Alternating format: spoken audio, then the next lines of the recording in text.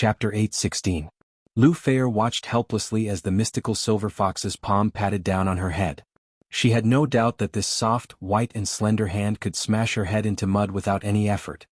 I didn't expect that I would die in the hands of Sister Chao. Lu Feier sighed in her heart, and a trace of despair flashed in the corner of her eyes. But just as she saw that the mystical silver fox's palm covered her sight and was about to hit her head, the white hand suddenly stopped in front of her face. The mystical silver fox stared at Lu Feier with flickering eyes, and her face seemed to be a little ugly. Her palm trembled slightly as if it had stopped in midair and could not fall. But soon, the mystical silver fox took a deep breath, and her face suddenly turned red on one side, and then quickly turned pale. Within a few breaths, her face changed several times, and then slowly returned to normal. The mystical silver fox smiled and slowly withdrew her hand. She said, "You and her relationship seems to be really good. Hey, forget it. I'll let you go."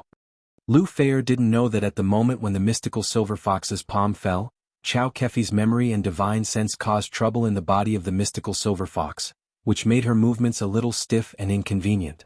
She thought that the mystical silver fox had let her go because of her good relationship with Chao Kefi. She was not a bold person, nor was she a strong person who was not afraid of death. She was just a little girl. How could she not be afraid of death?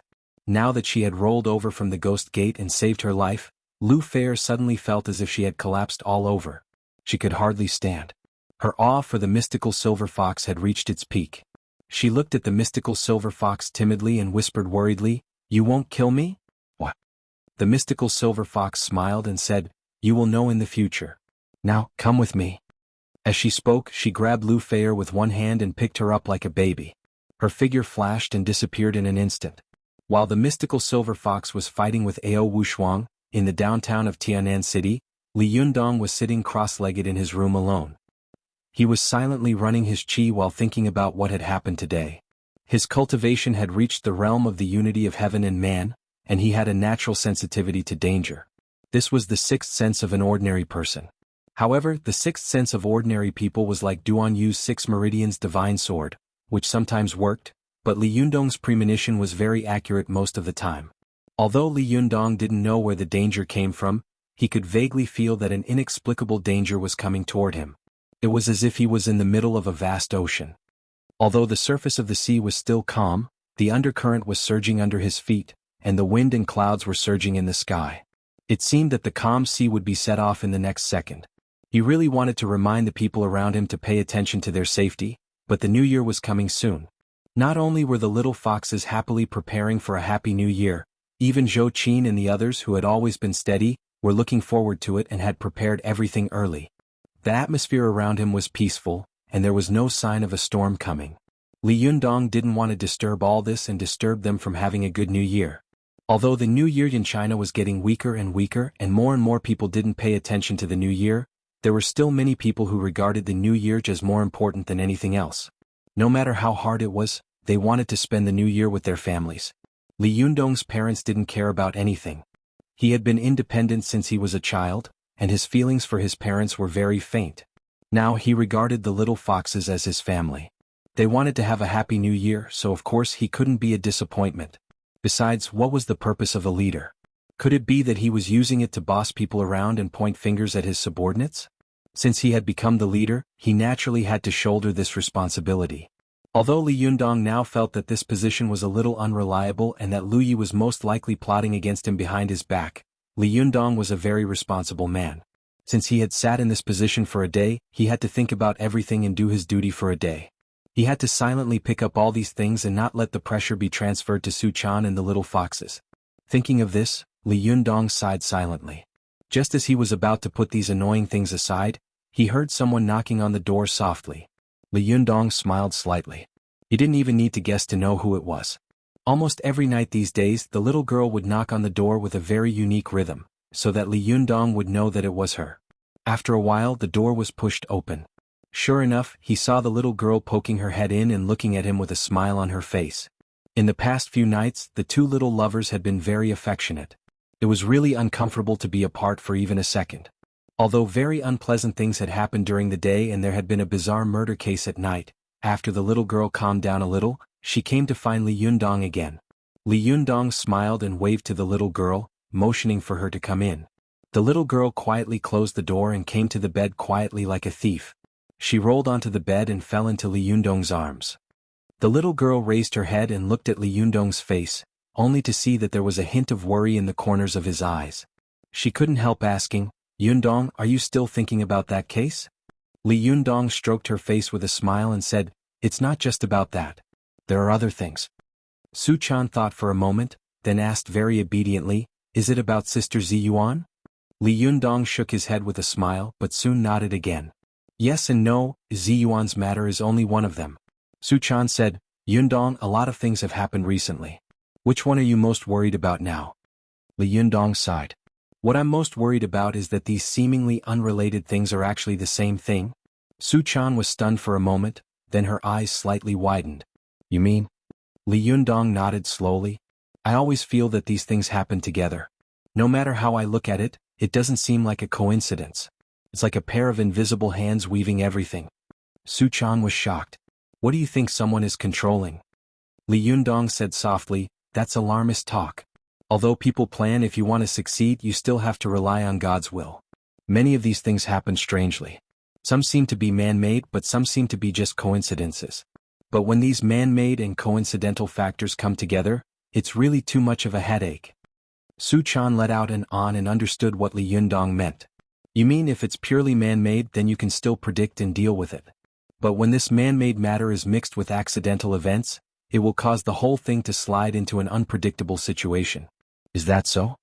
Li Yundong gently patted the little girl on the shoulder and said, "Yes, especially when I saw Chao Kefi leave, the uneasiness in my heart became more and more intense."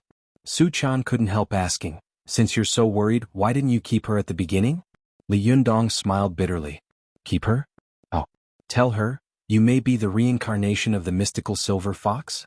Alas, now that Chao Kefi has been possessed by the mystical silver fox, it is only a matter of time before the mystical silver fox's memory recovers. If an outsider stimulates her, she will recover faster. Once the mystical silver fox's memory recovers, then, no one can predict what the consequences will be. Although I am now the leader of the Fox Zen men and she is the fourth leader of the Fox Zen men, but I always feel that nothing good will happen to me if I meet her. As he said this, Li Yundong turned his face and looked at Su Chan seriously. "Chaner, if I fight with the mystical silver fox, who will you help?" Su Chan didn't even think about it and said, "Of course I will help my master." The little girl wrinkled her nose and smiled heartlessly, but she soon smiled again and said, "But it won't happen. After all, we are all men. We won't fight." Seeing that the little girl was naive and optimistic, Li Yundong couldn't bear to pour cold water on her, so he swallowed his worry and didn't say it out loud. He smiled slightly and said, "I hope so. However, it's not a good thing to leave President Chao outside. If someone finds out that she is the reincarnation of the mystical silver fox, it will be troublesome. I'll call her in 2 days and find an excuse to ask her to come over. I'm about to go through the thunder retribution. When I do, I'll be able to repair Chao Kefi's powerful magical weapon. Once the magical weapon is repaired, I'll be able to separate Chao Kefi's divine sense and memory and let her be reborn." Su Chan put her palms together and said softly, "Amit Ba, I hope God will bless me and everything will go well." She murmured for a while and suddenly thought of something. She said, "Oh, I forgot to ask Master how to break the absolute love extinguishing array. This memory of mine." The little girl was so anxious that she jumped up and wanted to rush into her master's room. Li Yundong immediately grabbed her and didn't know whether to laugh or cry. "Why are you so anxious? What time is it now? Why are you still disturbing your master? Aren't you afraid that she will spank you?" The little girl rolled her eyes and said with a smile, "Well, I'll go to her early in the morning tomorrow." Li Yundong smiled and tapped the tip of her nose. "A few days ago I praised you for growing up. Now it seems that it was just an illusion." Su Chan made a face at Li Yundong and said, "No, I've made progress. Besides, I'm still a little girl." Li Yundong smiled and said, "You're a little girl? You're not a little girl." Li Yundong's words had a double meaning. The little girl blushed and said angrily, "You're so annoying. You're not being serious after just a few words." Her shy appearance made Li Yundong's heart beat faster. He was about to say a few more jokes when he suddenly heard a rumble outside. It was the sound of winter thunder. Li Yundong immediately sat up straight, and an extremely sharp look suddenly appeared in his eyes. "Thunder in this season? The little girl was also so shocked that she sat up from Li Yundong's arms. She looked surprised. No way? Winter thunder is shaking. What's going on? Could it be that someone is going through the thunder retribution? Li Yundong shook his head and said, it's unlikely, but looking at the weather today, it's not like there will be thunder. It's probably someone who has attracted the thunder. The little girl said in a low voice, then who could it be? Li Yundong shook his head solemnly. He vaguely felt that this kind of thunder was a little familiar, but he didn't dare to confirm it. He didn't want to care about this matter at first, but soon the thunder came one after another, making Li Yundong's heart jump just by listening to it. At this time, the rest of the family were also awakened by the thunder and walked out of their rooms. At this time, Li Yundong's room was also knocked. Li Yundong called out, please come in, and Ziyuan walked in. As soon as Ziyuan entered the room, she asked, did you hear the thunder? Li Yundong's face was serious. Yes. Although the expression on Ziyuan's face was indifferent, there was a deep worry in the corners of her eyes. What do you think? Li Yundong shook his head and said, it's really not a good sign for the thunder to shake in winter when the heavenly tribulation is coming. Come on, let's go out and talk.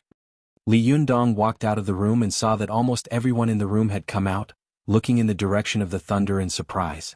Li Yundong looked left and right, but he couldn't find Ao Wushuang. He couldn't help asking curiously, where is Senior Ao Wushuang? Su Chan hurriedly said, I'll go find her. Li Yundong nodded, and the little girl immediately rushed to Ao Wushuang's room. But not long after, he heard Su Chan let out a frightened cry. Li Yundong's heart suddenly tightened, and he immediately rushed toward Su Chan. Chapter 8:17. Li Yundong quickly rushed to Ao Wushuang's room, only to see Ao Wushuang standing there in a daze. Her body was trembling slightly, and her eyes were full of fear and worry. Li Yundong's heart sank. He immediately went forward and looked inside. What's wrong? He looked into the room and saw that the French window of the bedroom connected to the balcony was wide open. Because the door was open, the wind passed through the room and blew the screen window in the air. Next to the screen window there was a pool of blood on the ground, surrounded by blood. However, there was a 3-feet-long Qingfeng sword floating in the room. It was the Bahuang sword that Ao Wushuang had always carried with her. The Bahuang sword floated alone in the air. When it saw Li Yundong, it made a buzzing sound and flew toward him with a flash of lightning. Li Yundong was shocked and his heart skipped a beat. He thought to himself, oh no, where did Ao Wushuang go in the middle of the night? Why is there a pool of blood in her room? Why is the Bahuang sword here alone? I guess something has happened to Ao Wushuang. Su Chan's eyes were also full of tears. She turned around and put her arms around Li Yundong's waist, sobbing helplessly, something has happened to my master. Yundong, something must have happened to her. Li Yundong also hugged her and comforted her in a low voice, it's okay. Your master's spiritual energy is very strong. She'll be fine. It was not easy for Su Chan to meet her master again. She had just gotten her master's promise that she would never leave again, but her master disappeared that night, and the situation was so strange. Su Chan said with tears in her eyes, did my master meet some bad people and get taken away? Li Yundong shook his head and said, that's impossible. Your master's spiritual energy is very strong and she's good at fighting. Moreover, she lives right under our noses. It's impossible for her to be taken away without making any noise. At this time, Ziyuan, Zhou Qin, and the others also heard the noise and rushed over one after another. Hearing Li Yundong's words, Ziyuan looked around the room and said, yes, in my opinion Ao Wushuang must have met a strong enemy outside. She came back to take some of her things, returned the Bahuang sword, and then left quickly. At this time Su Chan was very concerned. Her previous intelligence was completely gone. She said anxiously, why did she leave? Even if she encounters a strong enemy we can still help her. Li Yundong stroked her hair lovingly and said slowly, it's probably because your master has encountered some formidable opponents and doesn't want to implicate us. Ziyuan nodded and said, I guess so. With Ao Wushuang's personality, she definitely doesn't want to trouble us with her own affairs, so she's probably hiding to recuperate now. As she said this, she turned her head to look at Li Yundong and asked, what should we do? Should we look for her? Li Yundong smiled bitterly and shook his head. Where can I find it? Senior Wushuang is too stubborn. She would rather bear it alone than implicate us. Now she's injured and needs help. She even returned the Bahuang sword. With that, he patted Su Chan on the shoulder and said, don't worry. Since your master can return the Bahuang sword, it means that her injury is not serious. Moreover, she wants to tell us not to worry about her. Only then did Su Chan feel a little relieved. She wiped away her tears with a gloomy expression. She bit her lip and stared at the pool of blood on the ground. No one knew what she was thinking. In this world, apart from Li Yundong, her master was the person who treated her the best. Now that her master was missing, how could she not panic? Moreover, what made her most uncomfortable was that she wanted to find her master, but she didn't know where she was. This feeling of powerlessness really made her feel extremely sad. Seeing the little girl lowering her head and crying, Li Yundong sighed softly in his heart. He patted Su Chan on the shoulder and comforted her. Don't worry, your master will definitely be fine. Maybe when she recovers she will come to us herself. Don't worry. Come, smile. If you cry like a cat it'll be ugly. Even if I don't despise you, your master will. Su Chan sobbed, wiped her tears and said, Master will not abandon me. She will never abandon me. Li Yundong held the little girl in his arms and sighed. He didn't say anything else, just gently stroking the little girl's back. At this time, the others in the room looked at each other and silently retreated. After Zhou Qin and Ziyuan left the room, Zhou Qin grabbed Ziyuan and said in a low voice, Ziyuan, I think there's something strange about this matter. Ziyuan nodded. Indeed, a series of things that have happened recently. It's really unbelievable. How did they all come together? Zhou Qin had a worried look on her face. She whispered worriedly, I always have a bad feeling. I'm afraid. She didn't finish her sentence. No one knew whether it was because she didn't dare to say it or because she couldn't imagine what would happen. Ziyuan sighed softly and said, Don't think so much. If it's a blessing, it's not a curse. If it's a curse, it can't be avoided. Now the enemy is in the dark and we are in the light. It's useless to think so much and do so much. It's going to be the spring festival soon. After the spring festival, it will be the beginning of spring. After the beginning of spring, it will be the rain. After the rain, it will be the waking of insects. In the waking of insects period, it will be the golden time to cross the thunder retribution. I believe that during this period of time, there should be no more activities. At this time, no matter which sect they are from, as long as they are Jinshin masters, they will try their best to gain more or less benefits from the heavenly thunder. Zhou Qin nodded silently, indicating that she agreed with Ziyuan's opinion. In fact, Ziyuan was right. After this night, whether it was Ao Wushuang who had a fierce battle with the mystical silver fox, or the mystical silver fox who had taken Lu Feier hostage, they had all disappeared as if they had evaporated from the world. Other sects had also fallen into an hibernation period. Whether it was the Jingyi school, the Chuanjin dragon sect, other Chinese cultivation sects, or some Japanese cultivation sects, they were all actively preparing for the upcoming thunder retribution period. The plan for a day was in the morning, the plan for a year was in the spring, and the plan for a whole year was in the waking of insects period. The annual thunder retribution period was the most important day for cultivators. Almost all the cultivators who were active in the secular world had also chosen to go into seclusion. Although some of them could not cross the thunder retribution period, the spiritual chi of heaven and earth was overflowing in the thunder retribution period, was the best time for cultivation. Even if they meditated and practiced chi, they would get twice the result with half the effort. After the successive events of the 6 major sects besieging the Fox Zen sect, the pill-snatching battle of Mount Gazao, the Taoist assembly, Li Yundong's battle with Mount Koya, and the succession ceremony of the leader of the Linggong sect, the cultivation world, which had been silent and low-key, suddenly became noisy because of Li Yundong's appearance. Even many great cultivators who had been living in seclusion had turned their eyes to the secular world again. The cultivators who had been cultivating in the secular world were so excited as if they were celebrating a festival every day, because they knew that the cultivation world had not been so lively for a long time. However, as the spring festival was approaching, Li Yundong, who could cause trouble in the cultivation world the most, did not move. The cultivators and cultivation sects who were secretly watching Li Yundong also quieted down tacitly. The cultivators who could jump up and down also shifted their attention and began to prepare for the spring festival and the thunder retribution period. The originally bustling cultivation world suddenly fell into silence. After a series of waves, this kind of silence made people feel nervous and depressed. Many keen cultivators felt that there was a terrible force behind this silence, as if an undersea volcano was brewing and accumulating energy to erupt. At this time, the mystical silver fox with Lu Feier unexpectedly appeared in the distant Dongying. Nishino, Japan. Nishino was located in Nishino, Blackwood County, in the middle of Honshu, Japan. In the 7th century AD, Blackwood County, as the center of Buddhism in East Japan, was once very prosperous. In the 12th century AD, Japan entered the Warring States period, where Genjin and Heihei fought for hegemony. Because the famous archer Miura Yoshiaki had once shot a vital arrow to kill the mystical silver fox, archery had once flourished here. In the future, famous archers like Nishino emerged. Blackwood County was the largest county in the Kanto region of Japan, and there were many tourist attractions.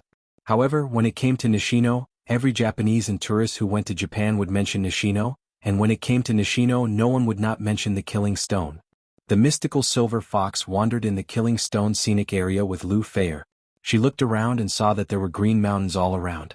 Although they were not high, they were covered with green vegetation. Although it was winter, they were still lush and green, like a fresh oil painting. In this green picture scroll, the Killing Stone scenic area was extremely conspicuous. In the 12th century AD, the 80,000 troops sent by the mystical silver fox and the Emperor of Bird Feather, as well as the masters of the Japanese cultivation world, fought here. After a bloody battle, the mystical silver fox was weak and finally defeated and sealed. However, although the mystical silver fox was barely sealed, her spiritual energy could constantly penetrate through the seal. Her deep anger and hatred and powerful spiritual energy dyed the sealed stone into a terrible black color. With the erosion of time, the power of the mystical silver fox continued to leak out, eroding the green land nearby, which was originally green and grassy, to the point that not a single blade of grass grew. There was a piece of black stone around. As long as any life passed by this black stone, it would be mercilessly absorbed. This matter caused a shock in Japan for a while, and the cultivation world was in a panic. They all knew that once the mystical silver fox recovered her strength and was released, her anger would engulf the whole Japan. The Japanese cultivation world, which had been greatly damaged in the Battle of Susano, was unable to resist the revenge of the mystical silver fox. Japan was very likely to disappear from the world. It was also because of this that the famous Japanese monk Yuan Wang volunteered to come to Susano.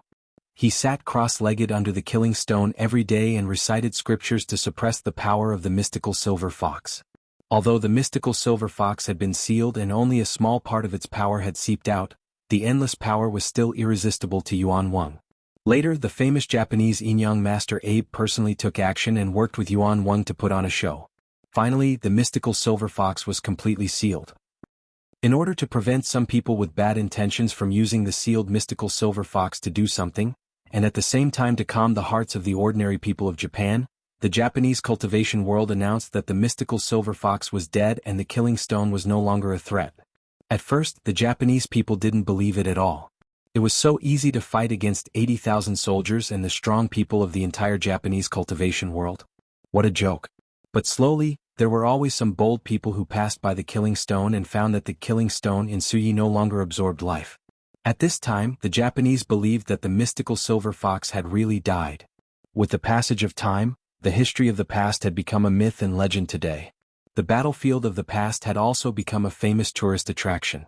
Now, after nearly 900 years, when the mystical silver fox came to Suyi, which had left a deep impression on her, she was really filled with emotion when she looked at everything in front of her. The mystical silver fox looked around and saw that there was a stone field in the Killing Stone scenic spot.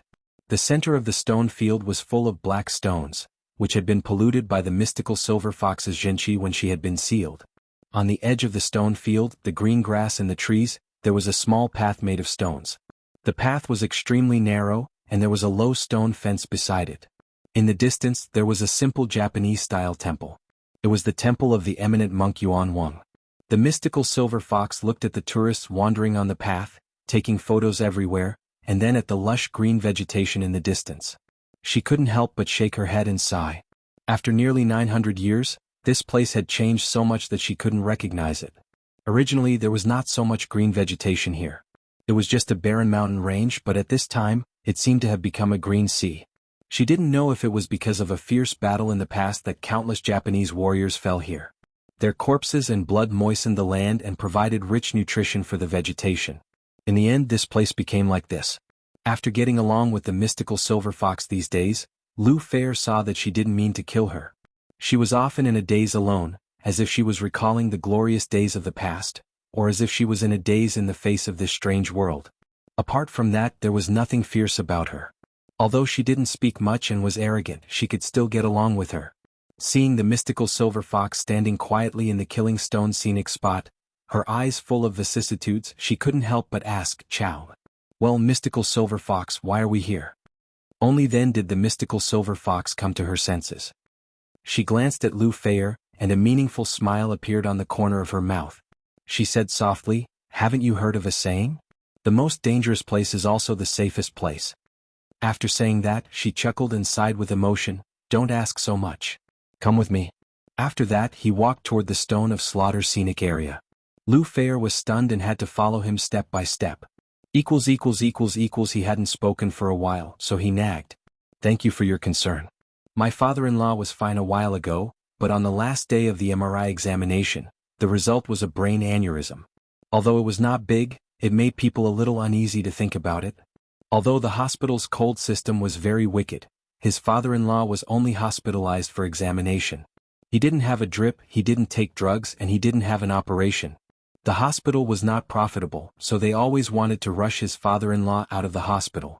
However, the doctor still had some medical ethics. He didn't say such a wicked thing as letting his father-in-law have an operation. It was a blessing in misfortune. In the past few days, Tang Tang had been so busy that he didn't know what year it was. Looking back, Xiao Xiao had said that it had almost 300 words. It was estimated that it was a little close to the end. It was estimated that it would end in another 20,000 or 300,000 words. Someone asked me what I would write in the next book and what style it would be. Now I can tell you that the style is basically the same as this book, and it is inherited from this story. However, the story of Li Yundong has ended, and the story of another protagonist has begun. The stories of Zhou Qin, Ding Nan, Lin Miao, Zhang, Yen Feng, Meiduo, and others will be replaced in the next book. More cultivation sects will be unveiled one by one and show their talents. The cultivation world will become more magnificent, and more interesting campus cultivation stories will be meaningful. Many foreshadowing in this book will also be replaced in the next book. Yes, I wrote many foreshadowing in this book that you think is meaningless. I am preparing for the next book. The relationship between the two novels is a bit similar to the relationship between The Legend of the Condor Heroes and The Return of the Condor Heroes. Of course, the content is completely different. Maybe some readers will want to continue reading, maybe some people don't want to continue reading. Tang Tang, I can only say that the next book will be very good, even better than this one. This is my promise. Just like when Pirate King in a Different World finished, I promised my book friends. My next book will be very good. After being busy for the past 2 days, including the ones I owe before, I owe a total of 2 chapters. Although my father-in-law is fine for the time being, and Tang Tang has also returned to Suzhou, I have a lot of things on my hands now. Now, Tang Tang, I write during the day, write the script in the afternoon, and after training at night I have to give lessons. I'm very busy every day. After this month I will probably have to go to Beijing again next month. I really don't know when I will be able to make up for the 2 chapters 1-0. I really don't know when I will be able to make up for the 2 chapters 1-0. If I can't make up for it, please show some mercy when you scold me. Don't involve my family. Tang Tang, I will cup my hands and thank you. In addition, I wish all of you good health. If there is anything, don't be sick. If there is nothing, don't be poor. Chapter 8:18.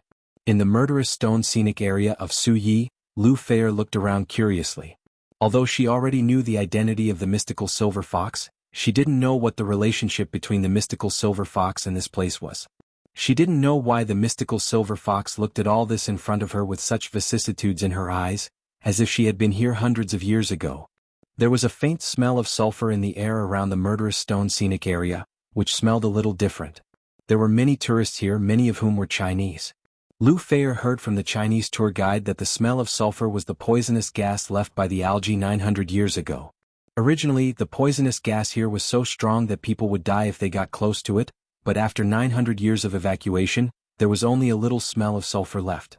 But the stream near the Killing Life Stone was polluted by the algae, so it was still undrinkable.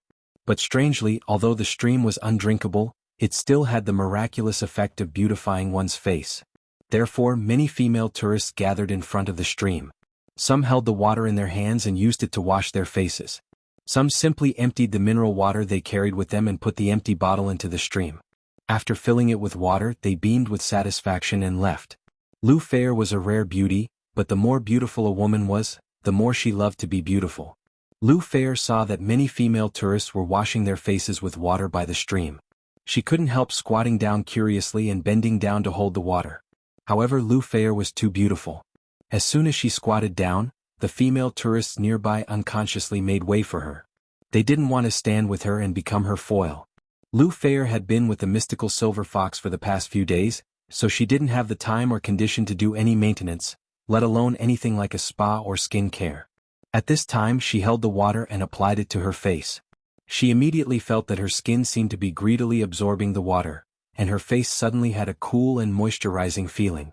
After washing her face, she took out her mobile phone and took a picture of herself. Sure enough, her face seemed to have become more lustrous, as if it did have the effect of beauty and nourishing her face. Lu Fei couldn't help but wonder, it's really amazing. Why can't this water be drunk, but it has the effect of beautifying and nourishing the skin? The mystical silver fox couldn't help but sneer and say, nonsense, this land was soaked by my jinqi and magic power, and the stream in the mountain was naturally full of my residual magic power and jinqi.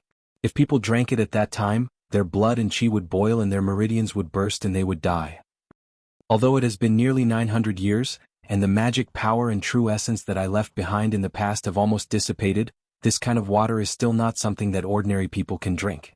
If it is drunk into the body, it will cause the internal organs to churn, and the blood and qi will be disturbed. However, if it is only applied externally, it will sting the skin, and it has the effect of promoting blood circulation and nourishing the skin. This principle is the same as the soap you are using now. You can use it but you can't eat it. Lu Fei suddenly understood and said, oh, but soon her eyes widened. She stared at the mystical silver fox and stammered, what? You just said that this piece of land left behind your true what yuan? Could it be that you are Yu Zhao? The mystical silver fox glanced at her and said with some disdain, that's the name given to me by the Japanese. Lu Fei was born in a famous family and had an excellent upbringing. Although she was not well-read, she was not modest when she said that she was well-educated and reasonable. She was very different from many idiots in the entertainment circle who could not even sing the national anthem completely. She didn't know the origin of the mystical silver fox, but Lu Fei, who sometimes went to Japan to film, knew the name of Yu Zhao. She looked at the mystical silver fox with a face full of shock and fear. At the same time, there was a trace of excitement in her heart.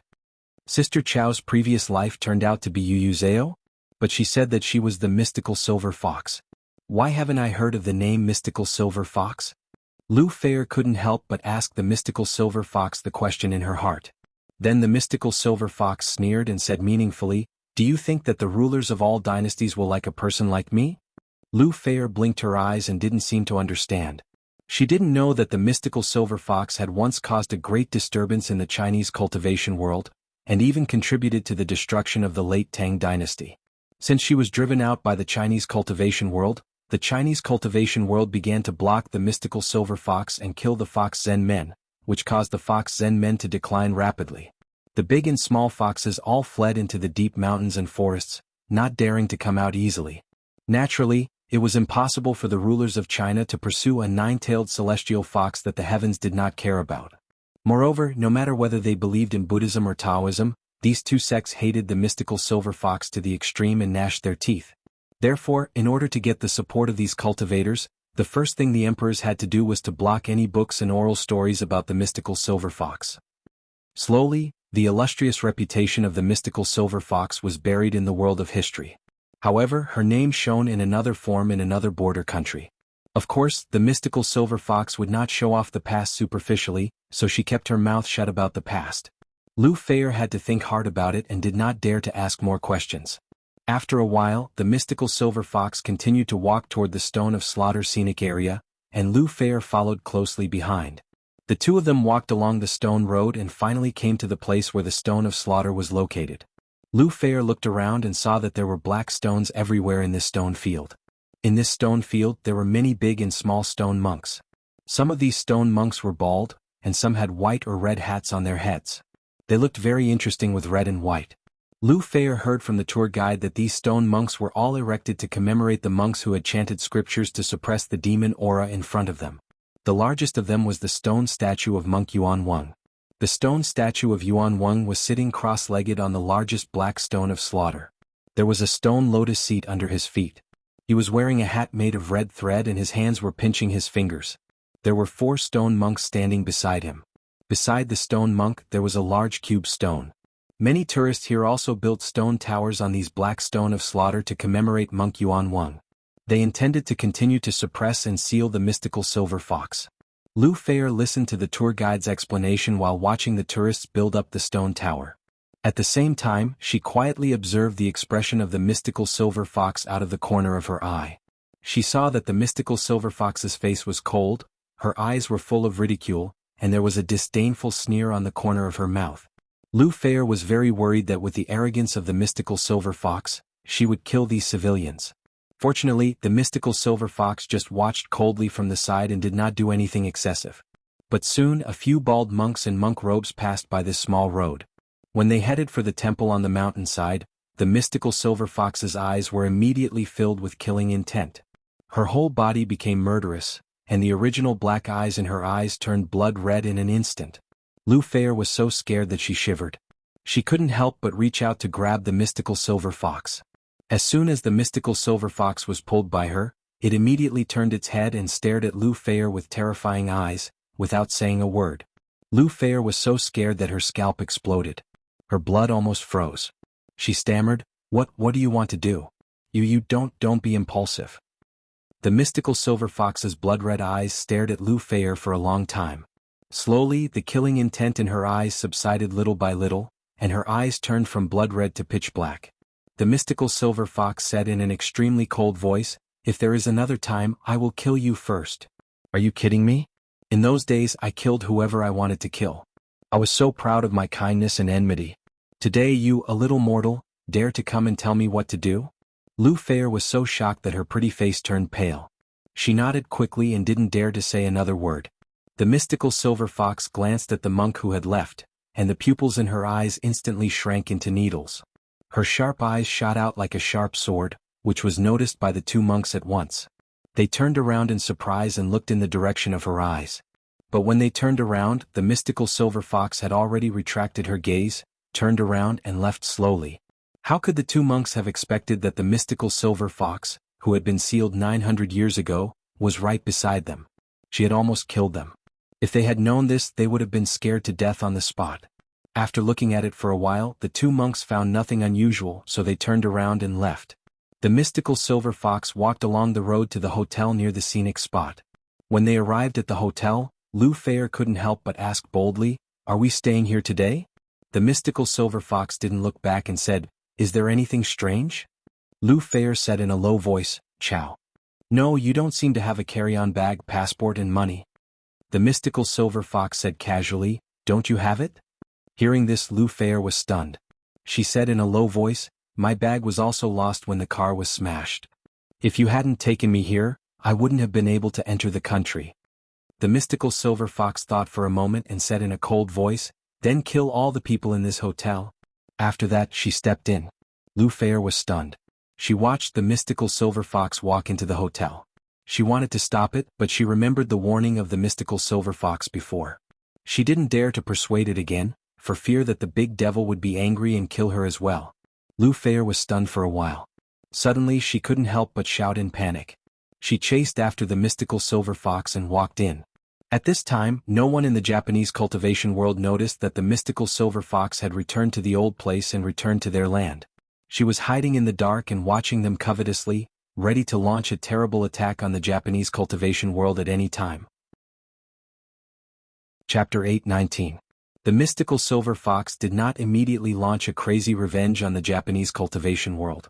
She patiently lurked and hid in a place that no one would have thought of. At this time, the Japanese cultivation world and the whole country were in a state of peace. Although on the other side of the distant coast, the Chinese cultivation world was welcoming the annual Spring Festival, the Japanese side was calm. In order to avoid revealing her whereabouts, the mystical silver fox did not kill the owner of the hotel in the end. She just deceived them with a simple illusion, but she swaggered in with Lu Feier. A few days later, the Spring Festival was approaching quickly. Lu Feier sat under the eaves of the Japanese house in boredom all day, looking at the direction of her hometown in a daze. She didn't know if she could go back alive, nor did she know if she could see her family again. But at least there was no hope for this year's Spring Festival. The mystical silver fox also restrained her aura and knelt on the tatami like an ordinary person. She looked at the people outside the corridor with flickering eyes, as if she was thinking about something. She was a famous cultivator in the Tang dynasty. Her words and deeds still carried the customs of the Tang dynasty. For example, kneeling on the ground like this, she did it very skillfully and naturally. The culture and etiquette of the Japanese were almost completely copied from the Tang dynasty. Even the Japanese themselves admitted that without the Tang dynasty, there would be no Japanese culture and etiquette. Therefore, the natural behavior of the mystical silver fox made her look no different from the authentic Japanese. Especially after taking a bath, she wore a kimono. She was really beautiful. On the contrary, Lu Feier was not used to it. She just sat on her side, one hand on the ground, and the other hand playing with a blade of grass in boredom. After a while, the mystical silver fox looked around coldly for a while and suddenly asked, "Why are these Japanese so leisurely?" Lu Feier was stunned and asked curiously, "What?" The mystical silver fox pointed to some Japanese people who were bending down to clean. "Why aren't they busy preparing for the new year? Isn't it going to be the new year? Or are they ready?" Lu Feier laughed and said, "The Japanese don't celebrate the spring festival." The mystical silver fox's eyes narrowed and she asked in surprise, "Why?" She had lived in Japan for a long time and knew a lot of Japanese customs. At that time, everyone in Japan celebrated the spring festival. At that time, the Spring Festival was the most important festival in Japan. When the Spring Festival came, the whole country was jubilant, and the emperor would also celebrate with the people. Even the poorest people would try their best to change into a new set of clothes, eat a steaming meal of rice balls, and then go to the nearest temple or shrine to worship, praying that the next year would be more prosperous. Lu Feier looked at the mystical silver fox with a strange expression and said timidly, "You mage. Well, you have been sealed for too long. I don't know what has happened in the past 900 years. In the past, the Japanese did celebrate the Spring Festival, but after the Meiji Restoration, Japan announced that it would leave Asia and enter Europe, so it no longer celebrated the Spring Festival and changed it to New Year's Day." The mystical silver fox narrowed her eyes and couldn't help laughing coldly.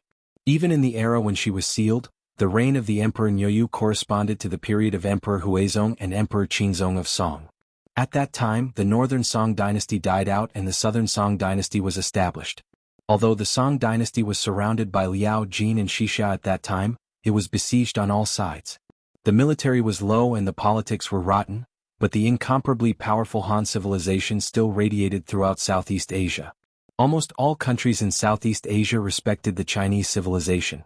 Even the Liao state, Xixia state, and later the Jin state, and even the Yuan dynasty, which finally unified China, were all assimilated by the Chinese civilization without exception. Although the Song dynasty in this period was a little weak in military and politics, the mystical silver fox was still able to be fanatically pursued by the daimyo of all countries in Japan when she was in a foreign country. Her mentality was still that of a superior in the Tang and Song dynasties. She couldn't understand why such a little brother, who used to learn everything from China, would turn his back on her one day. Where is the confidence of these guys? The mystical silver fox sneered and said, "What a group of bastards who forget their ancestors. Well, this is even better. I have more reasons to deal with them." Lu Feier heard the murderous intent in her words, and couldn't help but raise her eyebrows. She was afraid that the mystical silver fox would get angry and expand the situation, so she quickly said, "There are many reasons for this." You. Unexpectedly, the mystical silver fox didn't have the patience to listen to her explanation at all. She just asked coldly, "In addition to these Dongying people, which other countries are not celebrating the Spring Festival now?" Lu Feier was shocked when she heard this. She thought to herself, "Oh my God, do you think you are the Emperor of Jade Emperor? Do you want to care about these things? Times are different now." But she still whispered honestly, "There are also North Korea, South Korea, Vietnam, Thailand, Singapore, Indonesia, Malaysia and other countries." The mystical silver fox heard a muffled snort, and the anger on her face eased a lot. She snorted and said, "I see. I will let these Japanese remember a lot of things." Hearing this, Lu Feier complained to herself, "What can I do? If she were to cause some big trouble, would I be considered an accomplice? I'm in trouble." Just as the mystical silver fox was sharpening her knife and Lu Feier was complaining, a few days later, in the distant Tianan city, Li Yundong and the others finally spent the New Year's Eve together at home, ushering in the first day of the Lunar New Year. On the first day of the new year, many shops did not open and chose to close the market for 3 days. The originally bustling pedestrian street also seemed quite deserted. Only Desanxian was still open. Many girls who did not go home and chose to work were still busy in the shop. Therefore, early in the morning, Li Yundong took Su Chan and the others to the shop early and gave everyone a big red envelope. Although Feng Na and Ching Ching had spent the New Year's Eve with their own families, they knew that Li Yundong would come to the store early in the morning to pay his New Year's greetings to the employees. So they got up early in the morning, dressed up nicely and rushed to the store. When they arrived at the shop, Li Yundong was already standing at the entrance of the shop. He was wearing a bright red tang suit. Although he looked young, he had an extraordinary temperament. When he saw Feng Na coming, Li Yundong was the first to smile. He cupped his hands and said, "Happy New Year." Today Feng Na was wearing a wool ball cap, a coffee-made sweater, and a short skirt. She looked both youthful and fashionable. When she saw Li Yundong greeting her, she smiled and cupped her hands in greeting. "Congratulations on getting rich. Here comes the red packet." Li Yundong nodded. "Give me the red packet." Although Li Yundong had been hiding something in his heart for the past few days, he still looked very happy in front of such a festive occasion. He laughed and took out a red envelope like a magic trick. He handed it to Feng Na and said, "The red envelope is here." Feng Na guessed that Li Yundong would make a big profit today. She pursed her lips and smiled. "There really is a red envelope?" Ching Ching, who was following behind her, looked curiously at Li Yundong and couldn't help but ask, "Ah, is there a red envelope for me?" Li Yundong smiled and took out another red envelope. "Everyone who sees it gets a share." Before Feng Na could take the red envelope, Ching Ching grabbed it unceremoniously and said with a smile, "Well, it's good that there's a share for me." After taking it, Ching Ching squeezed her hand and felt that the red envelope was very light and thin. She rolled her eyes and said angrily, "Hey big boss, the red envelope is so thin and light. Aren't you a little stingy?" Feng Na immediately glared at her and said, "What nonsense are you talking about?" Li Yundong knew that this big beauty liked to joke around and was straightforward, so he waved his hand without a care and said with a smile, "Open it and take a look." The chairman said, "Well, if you don't investigate, you don't have the right to speak. Don't take it for granted." Ching Ching giggled. She opened the red envelope and took a look inside, only to see that there was only one piece of paper inside. It was a check. She took it out and looked at it. Her eyes suddenly widened and she cried out involuntarily, "No way. So much?" Feng Na, who was standing to one side, was shocked. She looked at the check in Ching Cheng's hand and was immediately shocked by the number on it. "Are you kidding me? Last month I was still a college student who didn't earn a penny, and this month I can immediately get 50,000 yuan? Even in my dreams, it's not as good as this." Ching Ching stared at the check in her hand, dumbfounded. She knew that Li Yundong was a generous person, and that he would definitely be generous. That was why she had made such a joke with him, but she hadn't expected him to be so generous. She had only worked for the three immortals for less than a month. "That's all?" Ching Cheng's eyes widened and she turned to look at Feng Na. "How much is yours?" Feng Na glanced at Li Yundong, a little embarrassed, as if she was embarrassed to open the red envelope in front of him. But Li Yundong just smiled at her, nodded, and said, "Open it. It's not much. It's just a token of appreciation. It's just a token." Feng Na took a deep breath, opened the red envelope, and saw that there was also a check inside. She glanced at it briefly and saw that it was also a long string of zeros. She was so scared that she immediately closed the red envelope, handed it back, and shook her head. "It's too much. I can't afford it." Li Yundong didn't take it. He just smiled and said, "This is what you deserve. Don't stand on ceremony." Ching Ching, who was standing to one side, smiled and pressed Feng Na's hand. "Okay, don't pretend to be polite." As she said this, she pretended to reach out her hand, patted Li Yundong on the shoulder, and said with a smile, "Well, I was wrong about you just now. I forgive you. You have to keep up the good work, little guy." Although Li Yundong was the boss, he was easygoing. He was used to joking with Feng Na and Ching Ching in the past. He pretended to be a yes man and said, "I will work hard. I will definitely not let down the ardent expectations of the beautiful woman." His appearance made the people around him unable to help but laugh, and Ching Ching was even more giggling. Feng Na looked at them and sighed inwardly. Li Yundong looked at the crowd with a smile and said, "Don't be so happy, everyone. I have something very important to announce." When everyone heard this, they all looked at Li Yundong, wanting to hear what this young and generous little boss had to announce. Halfway through the second chapter. I really can't write anymore. I'll get up tomorrow morning and make up for it. Everyone don't wait. Some of them had already changed into branded clothes and jewelry, hanging on their necks were all glittering jewels, dazzling people's eyes and lusting their hearts. These girls also adhere to their own bottom line and principles, but even they don't know what will happen in the future, what will happen after graduation. Should he join the growing army of mistresses, or should he contribute to the service industry of the motherland? Or should he honestly find a man to marry, and then his wife and children would warm the Kong, cooking oil, salt, soy sauce, vinegar, firewood, rice, tea and so on. In the end, he would become a yellow-faced woman who would fight to the death with a mistress. In the end, it was all about money. If there was a decent and well-paid job, who would be willing to do those shameful things? In this world, how many women are born to be cheap? If there was enough income, who wouldn't be willing to hire a nanny? What about cooking all day and getting their face covered in oil, and in the end being disliked by their own man? If they could be financially independent and live a rich life, who would be willing to be a third party, and in the end shamelessly fight to the death with a big boss on the street? Nowadays the girls were more mature than the other and more sensible than the other. Because they understood this, they cherished this job very much and worked very hard. Especially under the management of Feng Na and Ching Ching, the business of desanxian gradually got on the right track. Unlike before when Su Chan took the little foxes, there were no rules, just like a group of grassroots teams. They were beautiful, but when they were asked to serve people, it was really unprofessional. They did whatever they wanted and they didn't look like a regular army at all. At present, Feng Na and Ching Ching had specified detailed and strict rules, and the girls were very obedient. They were all dressed in white cheongsams with hairpin flowers, and the slits on both sides of the big skirt reached the waist. With every step they took, the big white skirt was revealed, which was very attractive. The girls took a lot of money and were willing to work. When they saw people, they showed their 8 teeth. Their sweet and sincere smiles dazzled people's eyes and warmed their hearts. It made the guests feel that even if the tea here was not delicious, they were willing to come here and enjoy the atmosphere here. It could be said that these people had officially put desanxian on the right track, and it no longer relied on some gimmicks to operate. Whether it was gimmicks or flowers, they could only operate for a while, but the regular system and regular personnel were the way to operate for a long time. What kind of person was Li Yundong?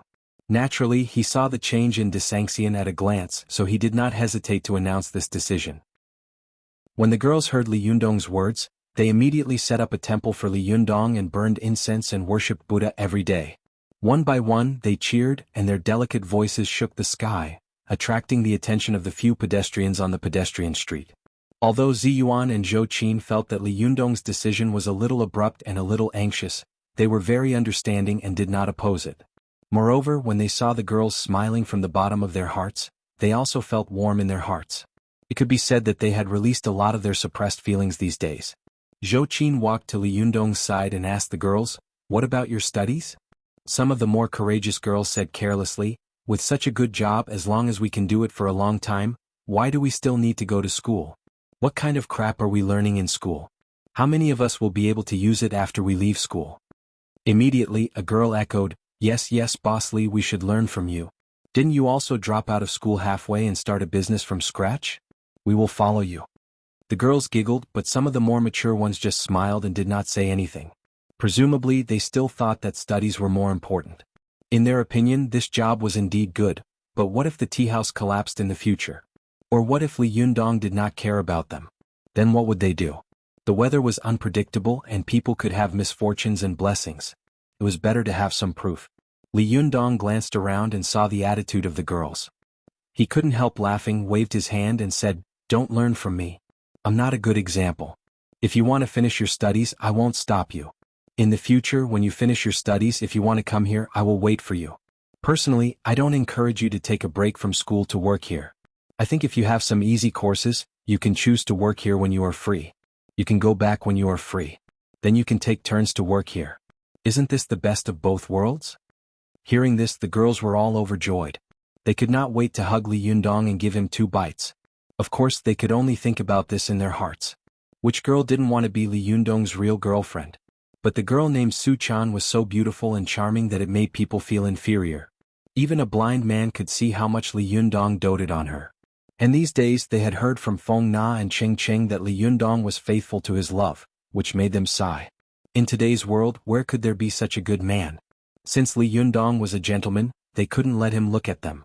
Therefore the girls were very reserved. After Li Yundong announced the good news, the little foxes immediately rushed over and looked at Li Yundong pitifully. Ling Yu in particular took Li Yundong's hand and said with a wronged expression, "Boss, you don't want us anymore, do you?" Li Yundong asked curiously, "Where did this come from?"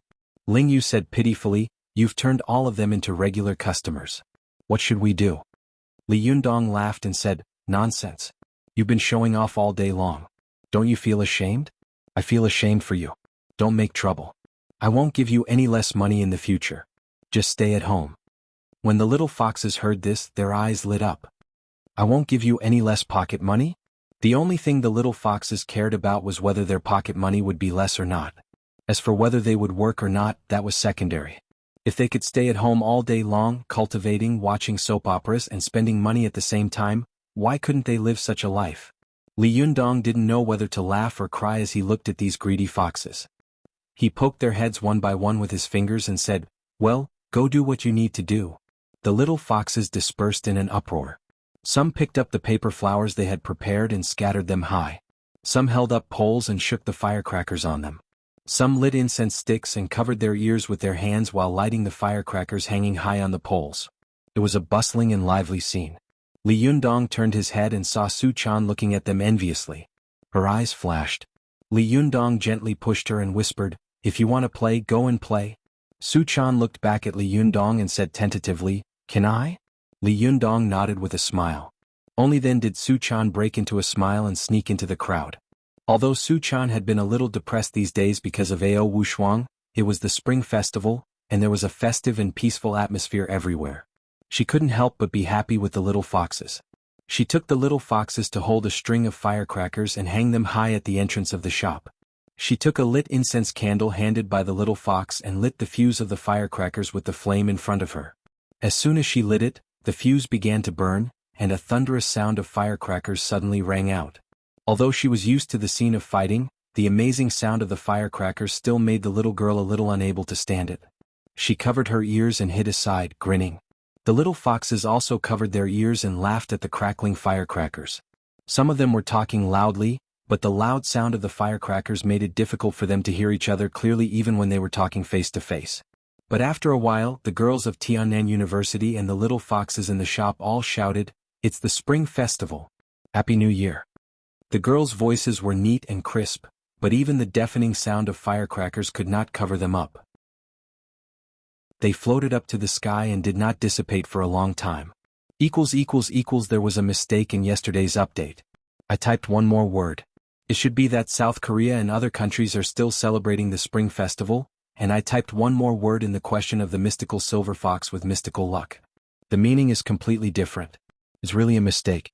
I'm ashamed. Thank you for pointing it out. Chapter 821.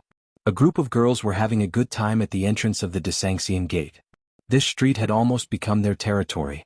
On weekdays, this street was full of tourists. Even after 9 o'clock in the evening, there was still a sea of people, jostling each other's shoulders. How could it be as empty as it was today where horses could run?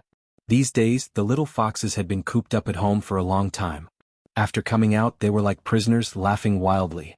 They were all teenage girls, and this time they were having fun. The street was really full of them, especially some little girls who were holding firecrackers and setting them off, laughing so hard that their noses and eyes disappeared. Li Yundong and the others didn't know what they were so happy about, but they were all having fun. In particular, the little foxes were having a lot of fun. Some of them simply played some tricks, such as turning into some small objects or playing some camouflage.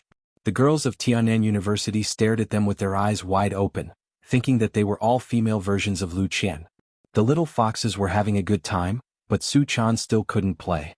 She looked at the little foxes playing. Although there was a smile on her face, there was still some depression between her brows. She was in a daze when she suddenly felt that someone was standing beside her. Su Chan turned her head and saw that Li Yundong was looking at her with a smile. "Are you still thinking about your master?" Su Chan shook her head with a sweet smile and said, "No, I'm wondering if anyone will come to pay us a New Year's visit today." Li Yundong couldn't help laughing. "Don't think about it. We have so many enemies now. It's good enough that they don't come to make trouble for us." Su Chan pouted. She put her arm around Li Yundong and said with a sigh, "Yundong, do you think I'm too greedy?" Li Yundong smiled and said, "What's wrong?" Su Chan raised her head, looked at him and said, "In the past, when we were at our poorest, I thought that it would be good to have a place to live. But then the house we lived in got bigger and better, and I thought if we could only earn a little more money for ourselves. Now that we have started to make money, I hope that more and more people will come to congratulate us, praise us, and especially I hope that they will all recognize you as an indomitable hero. That would be great. Tell me, am I being too greedy? Li Yundong laughed. Who cares what others think? As long as you're happy now, isn't that good? Su Chan looked at him in a daze and shook her head. No, my biggest hope is to see you become a great hero. This is also the vow I made at the beginning. Now, I think you are already one, but I don't know what other people think. Li Yundong pinched the tip of the little girl's nose affectionately. If you think I am, then I am. Who cares what others do? Su Chan shook her head. It's not that simple. How many people in this world can ignore what other people think? The little girl had been thinking a lot these days. She had become more and more aware that the Fox Zen sect was a heavy burden to Li Yundong. Li Yundong could have become a great hero in the Chinese cultivation world, but because of the Fox Zen sect, his reputation had been more or less affected. Many cultivators of all sects were unwilling to admit that the person in charge of the Fox Zen sect was a great hero. This thought had been entangled in the little girl's heart for a long time, and it made her more and more unhappy. The little girl pouted, lowered her head, and muttered with flagging interest, "It's all our fault. Otherwise, why didn't anyone come to visit us during the new year?" Li Yundong looked at her and for some reason, his heart ached a little. He smiled, winked at Su Chan and said, "Don't be sad. Watch me perform a magic trick, and in a while, a lot of people will come to pay their New Year's greetings. Do you believe me?" Su Chan knew that Li Yundong was spoiling her, and she couldn't help but feel warm in her heart. The little girl lowered her head, and there was a faint smile on the corner of her mouth. She shook her head gently and said, "I don't believe it." Li Yundong chuckled and took out a purple three-legged cauldron from his arms. He said in a loud voice, "Boys, come here." When the little foxes heard Li Yundong's call, they all shouted and ran toward him. When Ziyuan and Zhou Qin saw him with his hands on his hips and his arms raised, these little demons immediately gathered together. This situation was really like a scene from the Journey to the West. Ziyuan couldn't help but tease him. "Are you the Golden Horn King or the Silver Horn King?" Li Yundong laughed and raised the tripod in his hand. "I'm the three-legged king." Zhou Qin didn't know what to think of, but her expression was a little strange. She couldn't help glancing at Li Yundong's lower body. The three-legged king? Li Yundong saw that her expression was strange, and the corners of her mouth seemed to be holding back a smile. Especially when he saw that her eyes kept sweeping over his lower body, he glared at her and said, "What are you thinking about? It's the new year. Can you stop thinking about it?" Zhou Qin quickly turned her face away. When she turned her face again, her face was already serious. Li Yundong turned his head to Feng Na and said, "Bring the best tea in our shop." Feng Na saw that Li Yundong was holding a three-legged purple copper cauldron in his hand. The copper cauldron was beautifully carved from top to bottom, like an antique. At first glance, she could tell that it was not an ordinary item. Although she didn't know what Li Yundong was going to do, she quickly turned into the back room, took out a beautiful ceramic jar, and took out a small bag of tea from it. She smiled and said, "This is the new Mount Huangshan. Although it's not as good as the one in Ziyuan's collection, it's still top grade. It costs more than 1,000 taels." Li Yundong smiled and took the tea in her hand. He poured all the tea into the tripod and then asked her to fetch water. After a while, Feng Na brought clean water and handed it to Li Yundong. Li Yundong casually poured the cold water into the tripod. At this time, Feng Na, Ching Ching, and the girls working in the shop all looked at Li Yundong curiously, not knowing what he was going to do. Some of the girls had specially learned a lot of tea-making skills in the past few days, so they more or less knew some methods and processes of tea-making. When they saw Li Yundong's behavior, they felt that it was really a bit of a waste of the top-grade Mount Huangshan. But since Li Yundong was the boss and he had made a big profit before, naturally no one had any doubts. Only Ziyuan, Zhou Qin, and other cultivators vaguely understood what Li Yundong was going to do. At this time, Li Yundong smiled and blinked at Su Chan, saying, "Watch carefully. I'm sure someone will come to pay us a New Year's greeting later." Su Chan also somewhat guessed what Li Yundong was going to do. She looked at Li Yundong curiously and pursed her lips into a smile. "Really?" Li Yundong chuckled and stood up in the hall on the first floor. He held the three-legged copper tripod with both hands, and the jinqi in his body surged secretly. The jinqi in his palm gradually rose, and after a while, the tripod began to emit bursts of white smoke. As soon as the white smoke came out, a fragrant smell immediately came into the tea house. Everyone was shocked. The girls and the little foxes couldn't help but exclaim, "Oh, why is it so fragrant? This is the fragrance of Mount Huangshan." But soon one of them shook her head and said, "No, it's even more fragrant than Mount Huangshan. I've never smelled anything so fragrant." The fragrance of Mount Huang was light and elegant, with an ethereal air. It was said to be an immortal tea. The king cauldron was the personal magic weapon of Sun Simiao, the Tang dynasty's medical sage. For more than 1,000 years, it was unknown how many miraculous elixirs had been cooked in the cauldron. Although these miraculous elixirs had long been out of the furnace, most of the residual fragrance remained in the cauldron. Besides, after 1,000 years of edification and countless elixirs, even a stubborn stone could be smoked into an immortal stone, let alone a psychic magic weapon. The Jinqi in Li Yundong's body was the rare yuanyang qi of a boy in the world. In terms of purity, it was unparalleled in the world. He mobilized his Jinqi to roast the tripod, and the fragrance of the tripod as well as the fragrance of the tea of Mount Huangshan were immediately released. When these scents blended together, it was really a strange fragrance which was shocking. Everyone saw that the tea in the tripod in Li Yundong's hand was not boiling, but there was a steady stream of white smoke coming out. This white smoke rose and slowly condensed into a white mist, and then spread out in all directions and out of the tea house. Today was the first day of the new year, and few people went shopping at this time and many shops were closed. But not all shops were closed and there were people on the pedestrian street. When the customers in these shops smelled the fragrance, they were shocked. Their nostrils twitched and they exclaimed, "It's so fragrant, so fragrant. Where does this fragrance come from? Why is it so fragrant?" This smell was not only fragrant, but after smelling it they felt refreshed, their limbs were light, and their internal organs seemed to be much more comfortable, just like the qi of an immortal. Some people immediately followed the fragrance. After a while, all the tourists on the pedestrian street were alarmed by the fragrance and came to the Desangxian with curiosity and shock. At first, these people were only in twos and threes, but gradually more and more people gathered together like a flood. Even some shop owners and shop assistants were tempted by the fragrance. They closed their shops one after another and followed the crowd curiously. This group of people followed the fragrance to the Desangxian.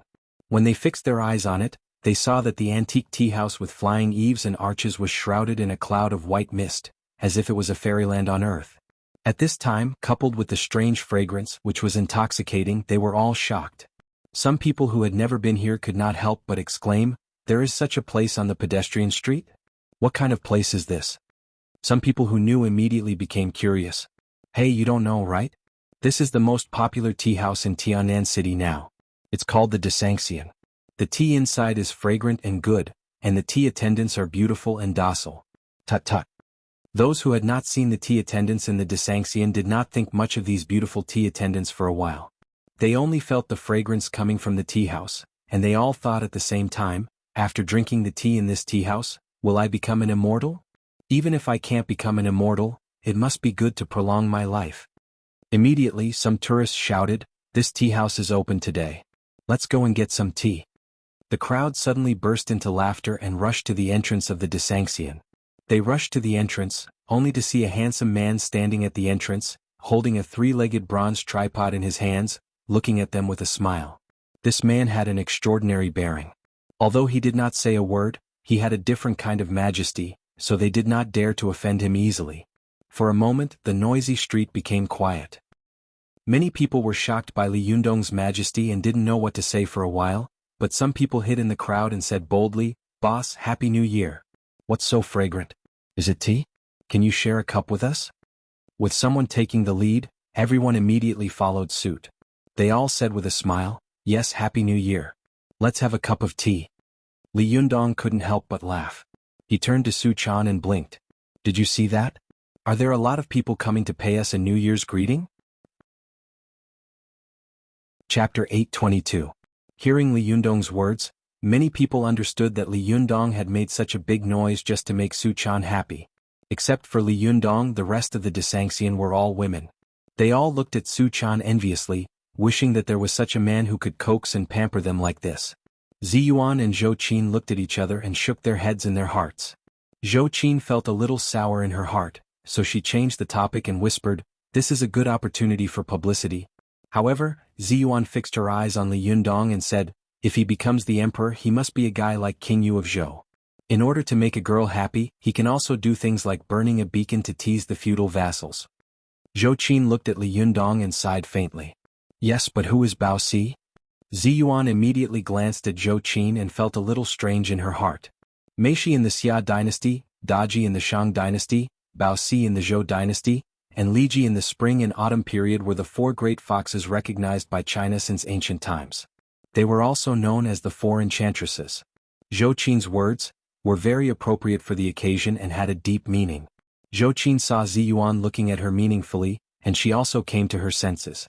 She quickly waved her hand and said, I just said it casually. I don't mean anything else. Don't think too much about it. Ziyuan smiled and didn't say anything. She just thought to herself, I hope Zhou Qin's words don't come true. At this time there was a lot of noise outside the tea house.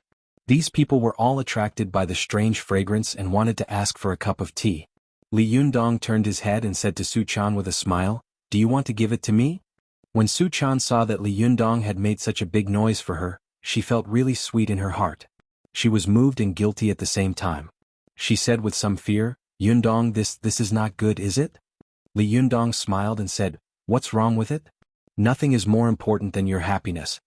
Su Chan's eyes were immediately filled with tears. She stared at Li Yundong and didn't know what to say. Li Yundong looked at Su Chan gently and said with a smile, Don't be silly. Say something.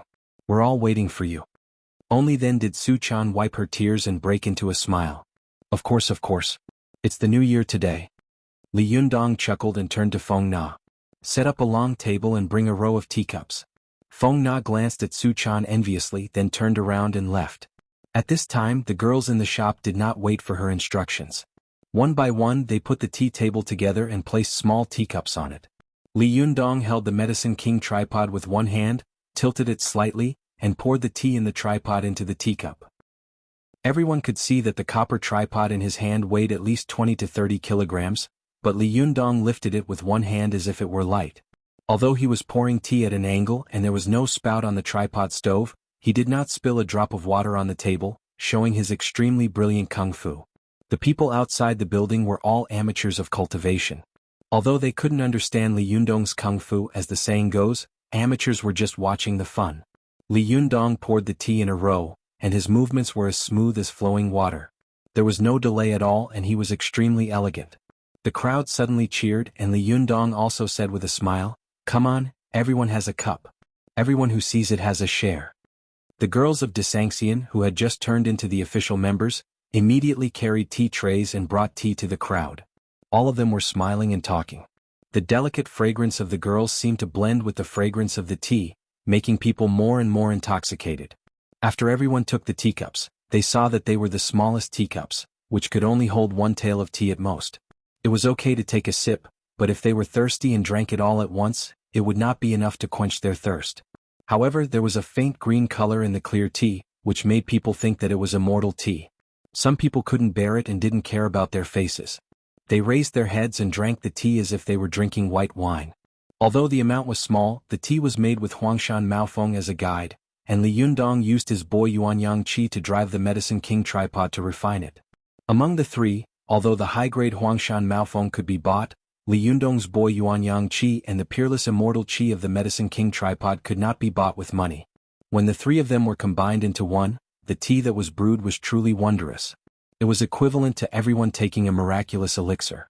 As soon as some people drank it, they immediately felt that the tea was comfortable and refreshing in their throats. A strange force spread around their bodies, making their limbs light, their minds clear and their bodies light as if they were going to float like immortals. Some people had a big reaction and couldn't help but burst into tears. They immediately choked and said, This is really immortal tea.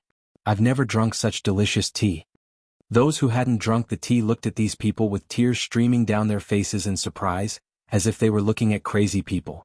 They said, F***ck, is it so exaggerated? They immediately squeezed to the front, stretched out their arms and shouted, I want to drink it too, I want to drink it too. For a moment the entrance of the Desanxian was crowded, and the deserted street suddenly became crowded. Feng Na saw so many people crowded at the door, all stretching out their arms and shouting. It was really noisy and their arms were like a forest. She was a little stunned. Even when the business of the Desanxian was at its best, there had never been such a scene. She had only seen such a scene in some large supermarkets when there was a discount. A group of people, men and women, old and young, were squeezing in like a suicide squad. But the situation in front of her was even more exaggerated than that of a supermarket. No matter how much discount the supermarket offered, it would still cost money. But right now it was free. Although there were many tea shops these days that invited beautiful tea waitresses to serve passers-by on the road with tea trays, those fragrant tea were good, but how could they have such a magical effect? Just smelling it made them feel refreshed as if they were a few years younger. Although they didn't know the origin of the tripod in Li Jiandong's hand, nor did they know who he was, they only felt that such immortal tea could not be drunk even if they spent money on it.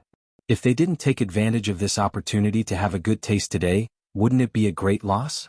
After drinking the tea, some of these people opened their mouths and praised him. Even if some people were rebellious in their hearts and wanted to express different feelings from the others, after drinking this cup of tea, their minds immediately became gloomy and their bodies became tipsy. It was as if they had been reborn. Their ears and eyes were sharp and they were in high spirits. Even if they had 100 complaints in their hearts, they were too embarrassed to go against their conscience and say such things. After drinking the tea, the praise spread. Some people even immediately picked up their mobile phones and told their families to come here quickly to taste the rare immortal tea in this world. Some people who hadn't drunk the tea were so anxious that they jumped up and down and raised their arms high, for fear that the tea waitress would miss them. As they jumped, they squeezed to the front, making the group of people at the door like a torrent, wave after wave. Seeing that the group of people at the door refused to leave after drinking the tea, Feng Na looked at Li Jiandong eagerly, hoping that he would give them another cup of tea. More people rushed over after hearing the news, blocking the street tightly. The scene was much more lively than when the Desanxian opened for business. At this time, there was such a big noise on the pedestrian street. It didn't take long for the police of the security team to arrive. They originally wanted to disperse the crowd, but when they saw Li Yundong in the crowd, someone immediately recognized him. F***CK, isn't that the one in that community? Li Yundong asked. Even Chief Gong is very polite to him. Normally, if someone had made such a scene, the police of the public security brigade might have rushed over, arrested him first, and then sued him for disturbing public order and affecting social order. They would have fined him thousands of yuan. But they recognized that Li Jiandong was in the scene, so no one dared to move. They had to obediently maintain order outside. Then, the reporters of the TV station also came after hearing the news. They wanted to squeeze in, but there was a sea of people here. It was difficult to even stick a needle in, let alone a person. If a burly man tried to squeeze in, he would be squeezed into the air with just a lift of his feet, unable to fall to the ground. The reporters of the TV station looked at the scene in front of them and immediately gasped. What's going on? Isn't this too exaggerated? But after smelling the fragrance of the tea, they felt that the situation seemed to be reasonable. They also wanted to squeeze in and have a cup to see what kind of magic this tea that could make everyone crazy was. These reporters couldn't squeeze into the crowd, so they had to set up cameras outside to report the grand occasion here. Imperceptibly, they had made a big free advertisement for Desanxian. Ziyuan, Zhou Qin, and the others saw that Li Jiandong's playful act could cause such a sensation. They couldn't help but look at each other, sigh, and shake their heads with a smile. The girls in the shop were even more admiring. They thought that this was a deliberate move by Li Jiandong. He could please his girlfriend and promote the tea house at the same time. It was really killing two birds with one stone. On the first day of the new year, he could think of such a way in a flash. No wonder he was the boss and they were waiters. Li Jiandong saw that the crowd was getting more and more crowded. It was obvious that there were more monks than porridge and more people than tea. He raised his hands and said, "Everyone, don't push. It's useless. There's only so much tea today. If you want to drink such immortal tea in the future, come to Desanxian. We will welcome you with open hands. Everyone go back." The crowd suddenly sighed and there was a lot of sorrow. Some people cursed unwillingly, while others immediately asked when the Desanxian would open and what the price of the tea was. They secretly made up their minds that they must come early tomorrow to drink this immortal tea. After Li Jiandong finished speaking, he turned around and went back to the tea house, but many people gathered in the tea house and refused to leave. They kept asking if the tea house would open today. Li Jiandong smiled and said, "It's not open today. Please go back and come back early tomorrow morning." Immediately an old man asked, "How early do you want?" Li Jiandong chuckled and said, "Daybreak?" Unexpectedly the old man said, "Then I'll sleep here. I won't leave." The crowd burst into laughter. Someone made fun of him and said, "You're crazy. It's winter but you're sleeping on the floor just to drink a cup of tea. Is it worth it? However, the old man's eyes widened. He pointed to himself and said, after drinking this tea just now, my eyes immediately lit up. My chest was tight and I was short of breath. My joints hurt and I even trembled when I walked. But after drinking this cup of tea, my eyes immediately lit up. My chest was no longer tight, I was no longer short of breath, and my joints didn't hurt anymore. As he said this, he stamped his feet hard and said, now I feel full of strength as if I'm 10 years younger. I spent a lot of money to treat my illnesses, but I didn't expect that I would be cured after drinking a cup of tea in Desanxian. Do you think it's worth it for me to stay here for the whole night?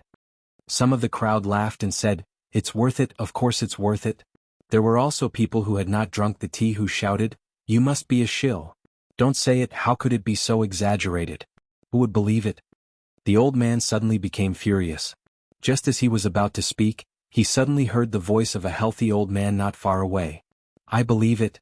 Hearing this, everyone turned their heads and saw an old man with an extraordinary bearing standing outside the crowd. He was said to be an old man because his hair was white. But judging from his appearance, his eyes were sharp and full of spirit, and he looked like a middle-aged man. A knowledgeable reporter was shocked when he saw the old man. It's him? Why is he here? Chapter 823. This old man was none other than the tyrant of Tianan City, Chen Wankai. Ever since he had been accepted as a disciple by Li Yundong, his health and mood had improved day by day. Moreover, Li Xiaoxian's health had improved greatly, and Xin Hui had also withstood his test. It seemed that she was a successor who could be entrusted with heavy responsibilities. The pain of losing his son slowly faded away in Chen Wansai's heart, replaced by a strong desire to seek immortality. Especially after Chen Wankai carried out some basic breathing exercises according to Li Yundong's method, he found that his body was indeed getting more and more nourished, his muscles and bones were getting stronger and stronger, and his spirit, qi and spirit had become much more abundant. Sometimes he walked as if he were flying, just like a young man. Chen Wankai had originally wanted to visit Li Yundong's house early in the morning and wish him a happy new year. However, when he arrived early in the morning, Li Yundong was no longer at home, and there was no one in the rooms on either side. Chen Wankai thought for a while and thought that Li Yundong and the others must be at Desanxian. Otherwise, it would be impossible for no one to be there, so he turned around and took Xin Hui, who had come with him, straight to Desanxian. As soon as they arrived at Desanxian, Chen Wankai and Xin Hui saw a dense crowd of people. It was a sea of people which was scary to look at. They were all shocked. It was not until they heard Li Yundong's clear voice coming from the crowd that they knew what had happened. Chen Wankai had been in the business world for many years. With just a glance he saw the benefits of this matter. He thought that Li Yundong had done it on purpose.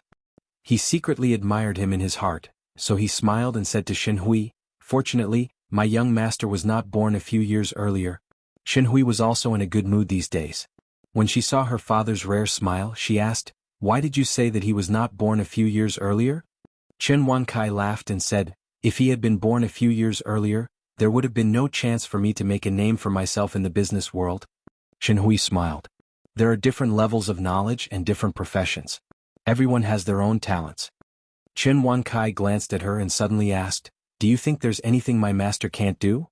Xin Hui was speechless when she heard that. She thought about it carefully. Ever since she got to know this guy, it seemed that nothing was difficult for him. During the tea art competition she had set him up, but this guy was still able to break free from the trap, pull a tooth out of a tiger's mouth and take first place. Xin Hui thought about this and couldn't help but sigh. Sigh, people can't be compared with each other. Chen Wankai chuckled, as if he was extremely proud of his own judgment. As the father and daughter were talking, they heard an old man arguing with someone in the crowd. After listening for a while, Chen Wankai could not help but stand up for his master. When Li Yundong heard his voice, he looked over and said with a smile, Old Xin, you're here? Chen Wankai cupped his hands to Li Yundong from afar and walked toward him. He was an old and sophisticated man with an extraordinary bearing. At first glance, one could tell that he was not an ordinary person. The others were deterred by his bearing and made way for him and Xin Hui to walk in. After Li Yundong accepted Chen Wankai as his disciple, it was naturally not appropriate for him to call him Mr. Shen. That would be too distant, but it was also not appropriate for him to call him by his name. Although there was no age difference in learning and the one who was more than enough to be his father, and his experience and seniority were there, Li Yundong compromised and called him Old Shen. Li Yundong was polite to Qin Wankai, but Qin Wankai did not dare to be careless. After he stepped forward, he respectfully knelt on the ground and called him master. According to the rules, he had to kowtow to his master. When the crowd saw that such a person was kowtowing to a 20-year-old boy, there was an uproar. They all looked at Li Yundong in shock and thought to themselves, this boy looks so young, but he is the master of this old man. Who on earth is he? Li Yundong quickly supported Qin Wankai, who was about to kneel, and said with a smile, Old Qin, don't be like this. It's the New Year's Day and we'll be laughed at by outsiders. You came at the right time today. Hurry up and taste the immortal tea that I made myself. You can't drink it normally. After Qin Wankai got up, he turned to Su Chan and said with a smile, Hello, ma'am. Su Chan immediately pursed her lips and smiled shyly. Her eyes narrowed into a line, and her beautiful eyebrows curved like crescent moons. After Qin Wankai greeted Su Chan, he greeted Lin Miao, who was next to him. He bowed and said with a smile, Shiji, Happy New Year. Although Lin Miao had spent the Spring Festival with her grandmother in the United States before, she had never seen such a lively occasion. She looked on from the side and felt that everything was new. She was a little confused, but when she heard Qin Wankai call her Shiji in public, she immediately blushed and didn't know what to do. Zhou Qin pursed her lips slightly and said in a low voice, Return the greeting. What are you waiting for? Only then did Lin Miao calm down and bow in return. Everyone saw that she was a young foreign girl with blonde hair and blue eyes, but she was the Shiji of an old man with white hair and a ruddy face. Obviously, she was also the female disciple of the young man. They suddenly felt more and more strange, wondering what the origin of this strange combination was. After Lin Miao and Qin Wankai greeted each other, Qin Wankai politely greeted the people in the shop one by one. Then he said to Li Yunyang with a smile, Master, there's no hurry to drink tea. Let me make it clear to this person first. As he said this, he turned to the person who had said that he didn't believe that Li Yunyang's tea had magical effects and said, I guess you don't know me, but it doesn't matter. Last year, when I participated in the Tea Culture Art Challenge tournament in Dongwu City, do you know who won first place? Everyone asked curiously, who was it? It can't be this male boss, right? Qin Wankai smiled slightly, pointed to Ziyuan beside him and said with a smile, No, it's this one. This is a fairy in the world. Her tea art is extraordinary. At that time, 8 immortals crossed the sea at the same time and won first place. But even such a fairy doesn't dare to say that she can make such immortal tea. Fairy Ziyuan, is it true or not? Ziyuan knew that Qin Wankai wanted to build momentum for his master, so he used her as a foil. She smiled cooperatively and said concisely, Yes. Everyone saw that Ziyuan was an outstanding beauty. She stood there as if she was going to fly away with the wind and become an immortal. She was really full of the charm of an immortal, and her every move was full of the demeanor of a goddess. Although it was just a word, it had a kind of incomparably convincing power, and people couldn't help but believe it. The person who had questioned them before was shocked by the temperament of Ziyuan and Qin Wankai. Even if he was dissatisfied, he couldn't say anything at this time, but his eyes were still full of doubts. Qin Wankai smiled and said to Ziyuan, Fairy Ziyuan, would you like to show off your skills? Ziyuan smiled gently and glanced at Li Yundong. With Jinrenli here, how dare I show off my slight skill in front of an expert? Qin Wankai then said to Li Yundong, Master, can you show off your skills in front of everyone today and let us broaden our horizons? Li Yundong took a deep look at Qin Wankai, hesitated for a moment, then nodded with a smile and said, Okay. Compared with Ziyuan, his tea art was definitely on the ground and in the sky. They were not on the same level at all, but if it was just to concoct some spectacular and magical scenes, Ziyuan was not as good as him. At this time, Li Yundong placed the Medicine King tripod on the tea table. He pressed one hand on one side of the copper tripod and the other on the Medicine King tripod, silently activating the Jinqi in his body. Everyone saw that the white mist in the Medicine King tripod suddenly changed from an irregular cloud to a tangible shape. Slowly, they recognized that there was a faintly moving dragon in the white mist. This dragon had a nose, eyes, and beard, and if they got close enough they could even see the scales on it. Some people who saw it clearly couldn't help but exclaim, Damn, is it a dragon? No way. At this time, more and more people saw it clearly and exclaimed one after another. The reporters of the TV station also looked at the scene in front of them with their mouths agape and tongue-tied. For a moment they forgot to take a picture. After a while they regretted it and turned on the camera. Li Yunyang controlled the divine dragon to fly back and forth in the fog. Sometimes it rolled through the white fog that surrounded the beams, and sometimes it twisted the universe in the Medicine King tripod that was rolling in the white fog. Everyone was stunned, dazzled, and speechless for a long time. The crowd watched as the indistinct dragon swam around for a while before it suddenly drilled into the many teacups on the tea table. With a whoosh, the dragon instantly turned into countless wisps of white mist and dissipated into the tea in the cups. Those who were close by gathered their courage and came forward to take a look. They saw that the tea in the teacups were rippling, as if a divine dragon had just drilled into it. If Li Yundong explained the effects and characteristics of these teas to them, no one would believe him. However, after he pretended to be mysterious, everyone immediately believed him and determined that this tea was immortal tea. This time Desangxian was even more shocked. Those who had not left immediately felt extremely lucky. Fortunately they had not left. Otherwise, how could they have seen such a wonderful scene? At this time, everyone was scrambling to have a taste of this tea, but Xin Wankai turned to Li Yundong and said, "Master, please let me say a few words, can you?" Li Yundong smiled and said, "Old Xin, please." Xin Wankai nodded, turned around and said loudly, "Don't rush, everyone. Answer my question first. If you answer it, everyone will have a share of this tea." When everyone heard this, they calmed down a little and pricked up their ears to listen to him. Xin Wankai raised a cup of tea and said loudly, "Everyone, what kind of tea is this? Whoever can answer it, let him drink a cup." For a moment, everyone was talking at once. Some said that it was Taiping Monkey King, some said that it was Tai Guanin, and some said that it was West Lake Longjing. There were many different opinions, but Xin Wankai kept shaking his head with a smile. Even when someone said that this tea was Huangshan Maofeng, he just smiled and said nothing. For a moment, Li Yundong, Su Chan, Ziyuan, and the others didn't know what he was up to. They all looked at each other. However, Xin Hui understood Xin Wansai's thoughts. She suddenly shouted, "This is the best tea in the world." Her voice was not loud in the crowd, but a clever person next to her heard it and immediately shouted, "This is the best tea in the world." Xin Wankai immediately brought the tea to the person and said with a smile, "By the way, please have some tea." The crowd burst into an uproar and said one after another, "Shameless, this doesn't count." However, Xin Wankai said loudly, "Everyone, isn't this the best tea in the world?" Everyone laughed and said, "Of course it is." Xin Wankai smiled and said, "Then what is the best tea house in the world?" Everyone understood and answered with a smile, "It's the best tea house in the world." Xin Wankai laughed and said, "Good, good. The best tea house in the world, come on, let's drink tea." Only then did everyone burst into laughter and come up to get tea. Li Yundong looked at Xin Wankai with a smile. After he turned around, he shook his head and said, "Old Xin, you're bragging a little too much. The best tea house in the world? If others hear it, I'm afraid they will laugh at us." However, Xin Wankai smiled, bowed slightly and said, "Master, let's make this Desangxian tea house the best in the world. Then no one will laugh at us, right?" Li Yundong's heart skipped a beat, and he fixed his eyes on Xin Wankai.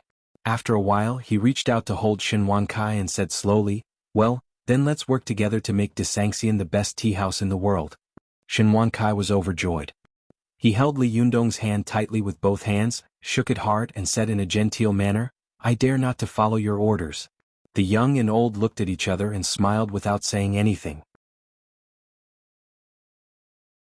Chapter 824. That night, when some evening news on the TV station broadcasted the amazing spectacle of the opening of Desangxian in the new year, Desangxian became popular, and so did the title of the world's #1 tea house. A tea drinking trend was set off in Tianan City. For a time, almost every household took tea drinking as a fashion and talked about Desangxian as a trending topic.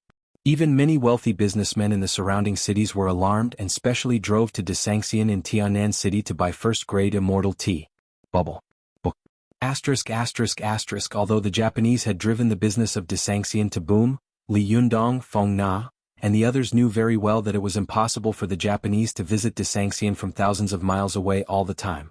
Even if the Yamaguchi people were devout, they also had to support their families. The people who mingled in the underworld also had to earn hard-earned money. No family had much spare money.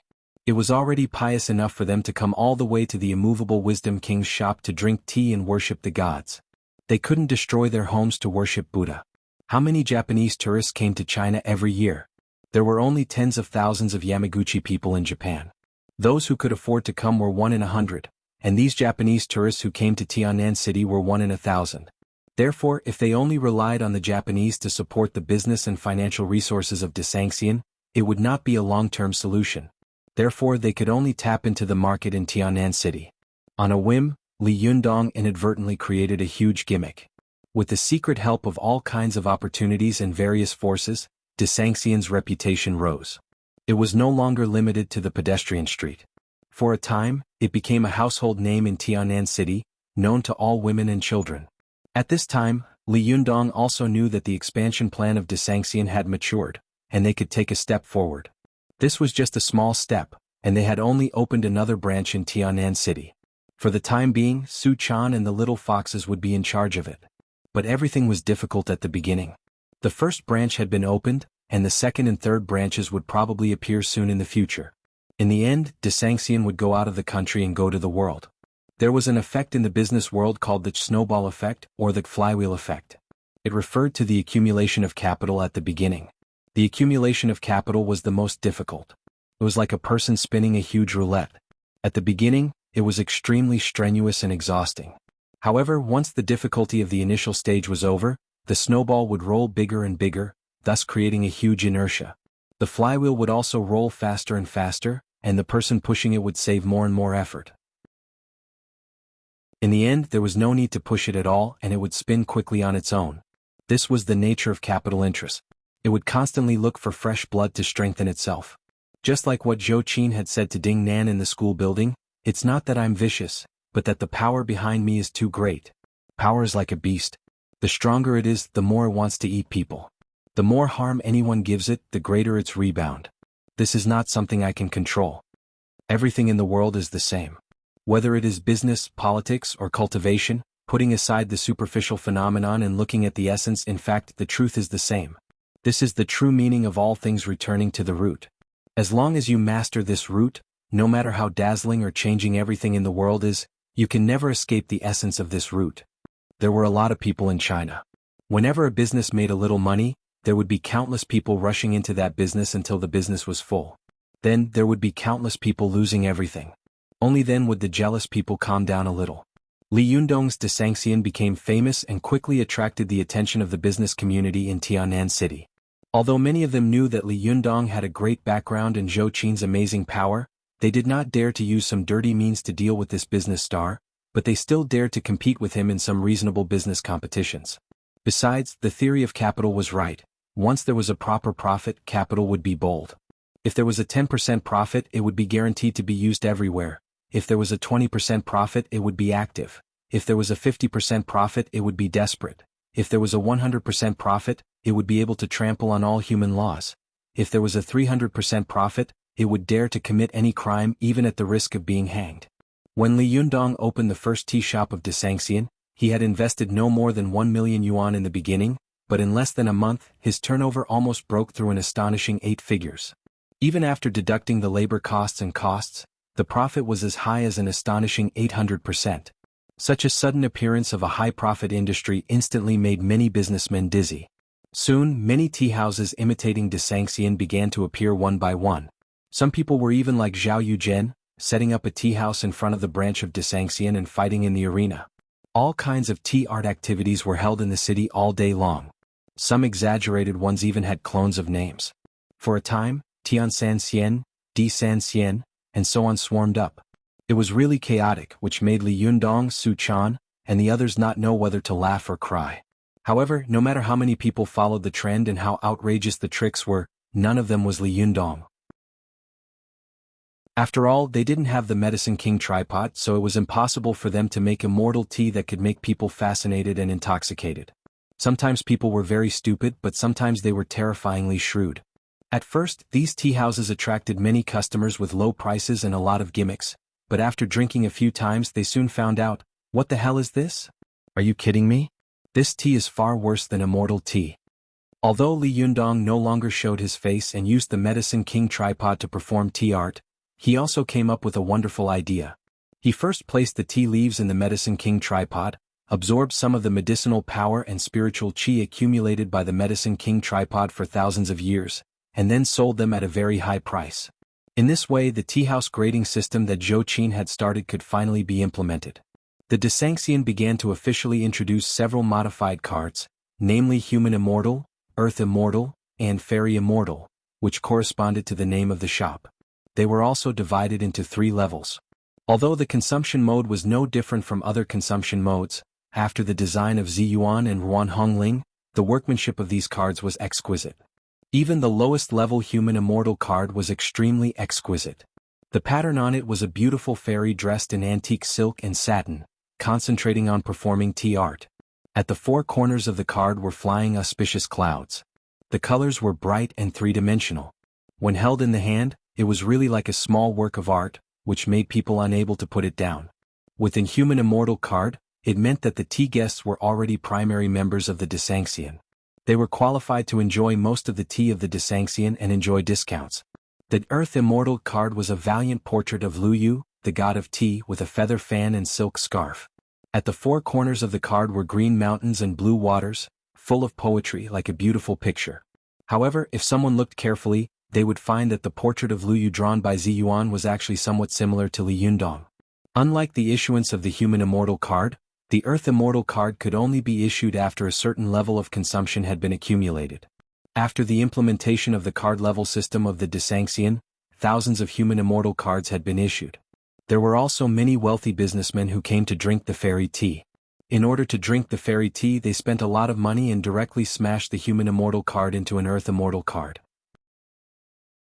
However, to their disappointment, although the Earth Immortal card could allow them to drink most of the fairy tea and enter the box on the 2nd floor, they still could not enter the most luxurious box, that Fairy Immortal, nor could they drink that fairy tea.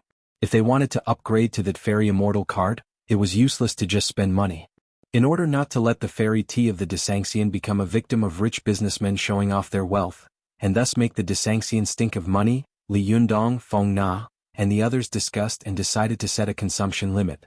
That was, after reaching this limit, they would be qualified to apply for the Fairy Immortal card. But no matter how much money they spent, they would not be able to add more points to this person. This qualification was only one aspect. The other aspect was that they had to have some understanding of tea culture.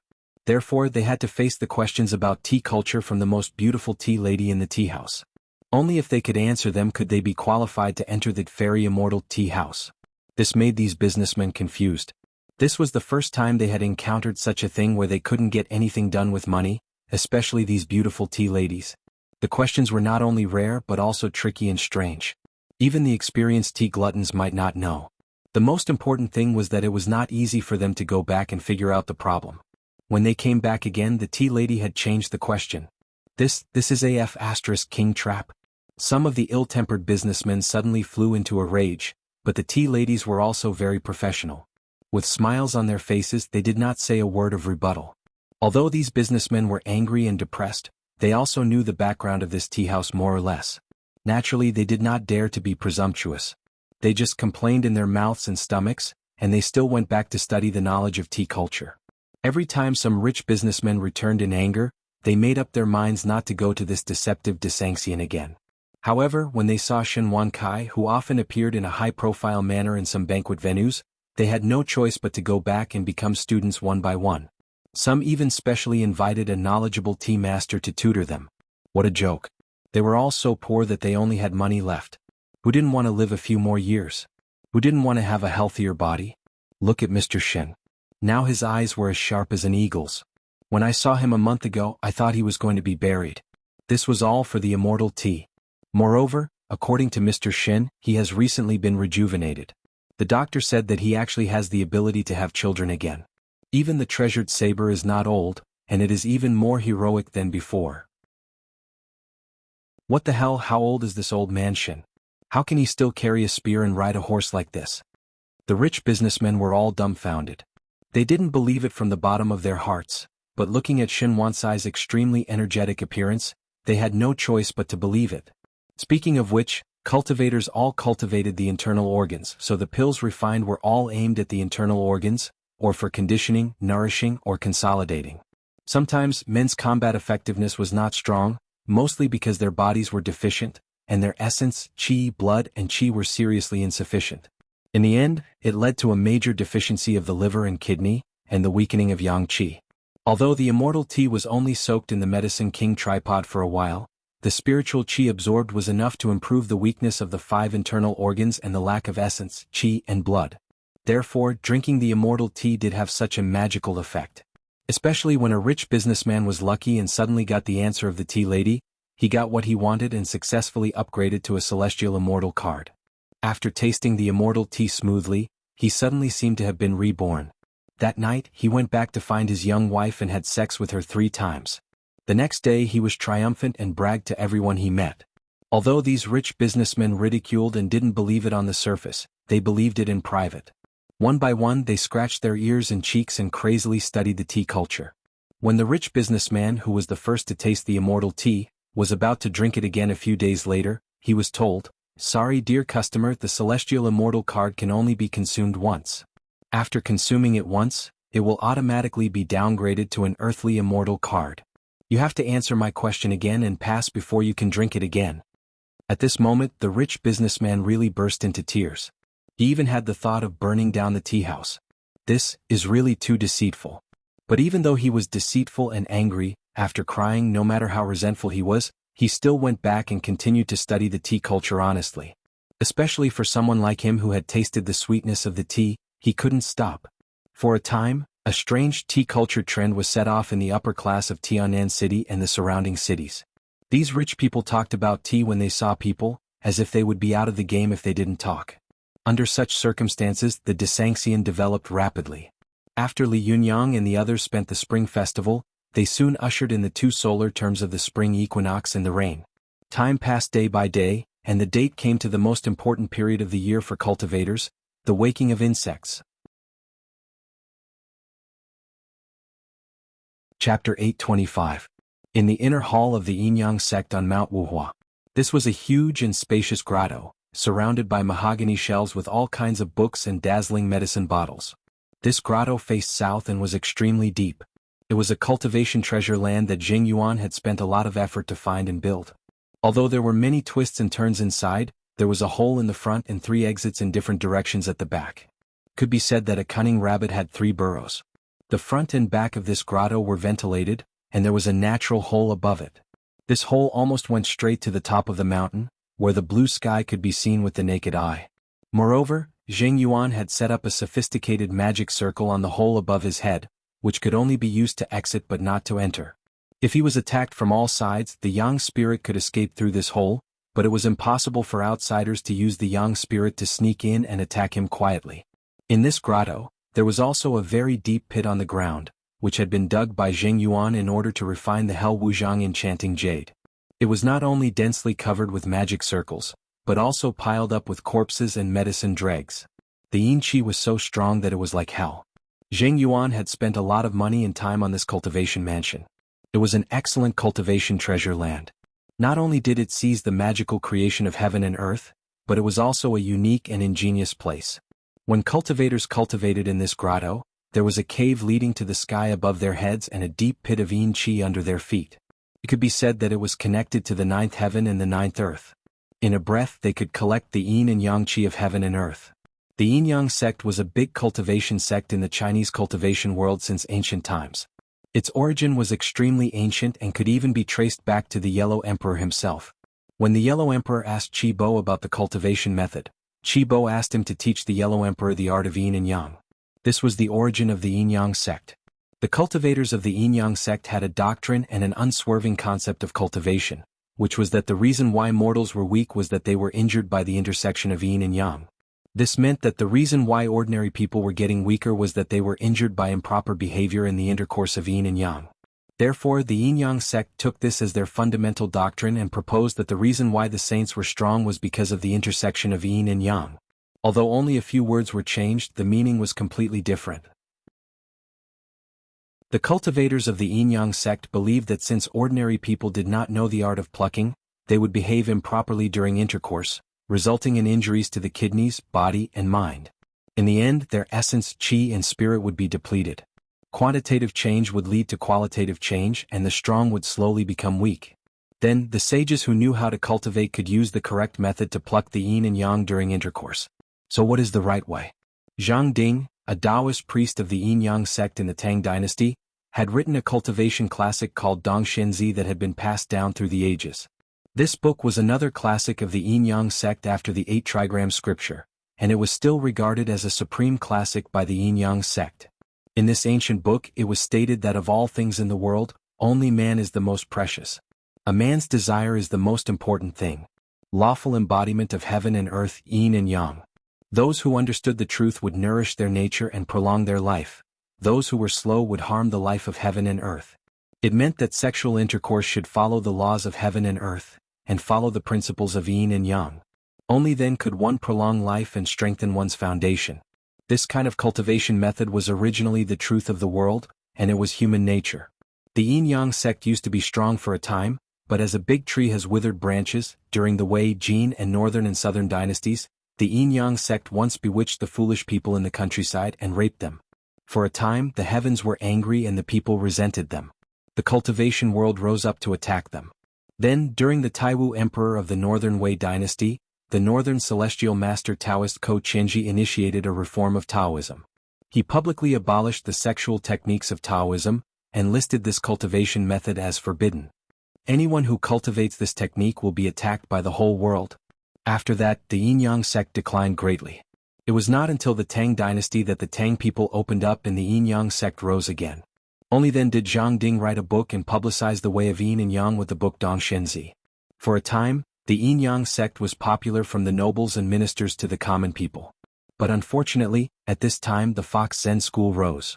This group of fox spirits learned the yin-yang technique, which was really like adding wings to a tiger. They became more and more evil. Many cultivators couldn't control the word lust. They lost their essence and lost their vitality, fattening the cultivation of a group of fox spirits, and they themselves became medicine dregs. Such behavior of the Fox Zen school naturally angered the cultivation world. Especially after the appearance of the mystical silver fox, the Yin-Yang sect also took a lot of blame. After the cultivators of the cultivation world drove away the mystical silver fox, they turned around and launched a counterattack against the Yin-Yang sect, killing many masters of the Yin-Yang sect. After the Tang dynasty, the Yin-Yang sect could not recover until the Song, Yuan, and Ming dynasties. First, the Jingyi school unified Jianghu and then the Chuanzhen sect rose. There was no place for the Yin-Yang sect in the cultivation world. Today this super sect, which used to be where there were cultivators of the Yin-Yang sect, had been reduced to a small sect struggling at death's door. Although Jing Yuan was old, he had always been ambitious and had always been eager to revitalize the Yin-Yang sect. Therefore he had been running this bleak sect. After decades of accumulation and development, he had dozens of disciples, had his own immortal mansion, and even refined the extremely domineering Hel Wuzhang enchanting jade. But all of this, with Ding Nan's killing of her master and seizing the position, everything had become a bubble. This was a great misfortune for Zheng Yuan, but it was a great blessing for an extremely ancient cultivation sect like the Yin-Yang sect. Although Ding Nan was a half-baked cultivator, she was extremely intelligent, and her intelligence was no less than that of Zhou Qin. Ding Nan took over as the leader and quickly eradicated the dissidents. After taking control of the sect's power, she immediately abolished the way of yin-yang double cultivation, which was criticized by her colleagues in the cultivation world. In fact, the reason why Ding Nan abolished the way of yin-yang double cultivation was very simple. Because she was a virgin, she couldn't stand this way of cultivation. Moreover, she was a proud and arrogant woman. Except for Li Yundong, if Li Yundong asked her to have sex with him, she would naturally be willing. But she didn't care about other people at all. How could she be willing to give her virginity to other stinky men? If they couldn't have sex, they naturally couldn't have sex with each other. But if the leader of the yin-yang sect didn't practice the way of yin-yang double cultivation, what was that? In desperation, Ding Nan had to learn from Ko Chenji's practice in Northern Wei. In front of the disciples of the sect, she pointed out that although the way of yin-yang double cultivation could greatly increase a cultivator's jinqi, this kind of power came too fast and too light. Therefore, most of the cultivators of the yin-yang sect were frivolous and exaggerated, and the Niden in their bodies was not strong enough. When it encountered the Niden of thunder and fire that had been tempered by Li Yundong, it was really vulnerable. At the same time, Ding Nan announced that the way of yin-yang double cultivation was abolished and that she would re-establish the cultivation method of the yin-yang sect. As soon as this matter was announced, the yin-yang sect was in an uproar. Ding Nan had just taken office not long ago, but she was actually going to abolish the dogma left by the ancestors for 2,000 years? For a moment, there was a lot of discussion in the sect and people's hearts were wavering. Although Ding Nan was skilled and had made them all obedient, many people still wanted to watch coldly from the sidelines, wanting to see what Ding Nan would do. At this time, Ding Nan was sitting cross-legged on a futon. Her eyes were closed and her red lips were slightly parted. She slowly inhaled and exhaled. Every time she exhaled, a stream of white qi shot out like a sharp arrow. On the top of her head, the Baihui acupoint was opened, and a stream of white qi visible to the naked eye rose. This white qi went straight into the sky through the stone cave above her head. At the same time, a lighter white qi slowly descended from the stone cave, as if it was the qi of the 9 heavens that Ding Nan had drawn down herself. In the deep pit in front of her, there was a constant stream of dark qi coming out of the ground, as if she had drawn the yin qi of the 9 heavens from the 9 heavens. These 2 auras continuously drilled into Ding Nan's body and soon gathered together. The crowd saw that Ding Nan's body was shrouded by a mass of white qi and a mass of black qi. These 2 masses of qi were entangled and tumbling as if they were fighting. But not long after, these 2 kinds of qi slowly condensed into one and turned into a huge yin and yang pattern, slowly flowing behind Ding Nan. Many cultivators of the yin-yang sect were sitting cross-legged beside Ding Nan, including Alba and Song Guohua, who was most trusted by Ding Nan. The 2 of them stared at Ding Nan with their eyes wide open, not daring to breathe too loudly. They all knew that they were Ding Nan's trusted subordinates. If Ding Nan broke her promise and her disciples rebelled, they would also be in trouble. Therefore, whether Ding Nan could create a brand new method of yin-yang double cultivation in public was a matter of great importance to their safety. Alba had only cultivated for a short time, so she could not see the clues of the qi on Ding Nan's body. She could be regarded as a layman watching the fun. However, Song Guohua had been with Zheng Yuan for a long time. He was a dabbler cultivator who could recite even if he could not compose poems, so he more or less knew something. At a glance, he could see that Ding Nan had integrated the yin and yang qi of the heaven and earth into one and could control it freely. In particular, her body was emitting a faint golden light, as if a golden body had appeared. This really made him so excited that he almost burst into tears. Although he was a bootlicker who didn't want to have an awesome boss, who didn't want their sect to be awesome one day. But now Ding Nan let him see hope. It was the time when the spirit qi of heaven and earth was overflowing, and it was the best golden time for cultivation. The Mount Wuhua was clear and beautiful, and the mountains were like 5 dragons playing with pearls. It could be called a blessed land for dragons and tigers to achieve the Tao. Moreover, this grotto was a cultivation residence that Zheng Yuan had spent decades building. Ordinary people could not ask for it at all, so it could be said to be a favorable location. Ding Nan had absorbed the immortal qi of the Diuan Jindan by chance when she was on the Tiandu peak of Mount Huangshan. Although she had cultivated for a short time, her body had already been recreated by the elixir.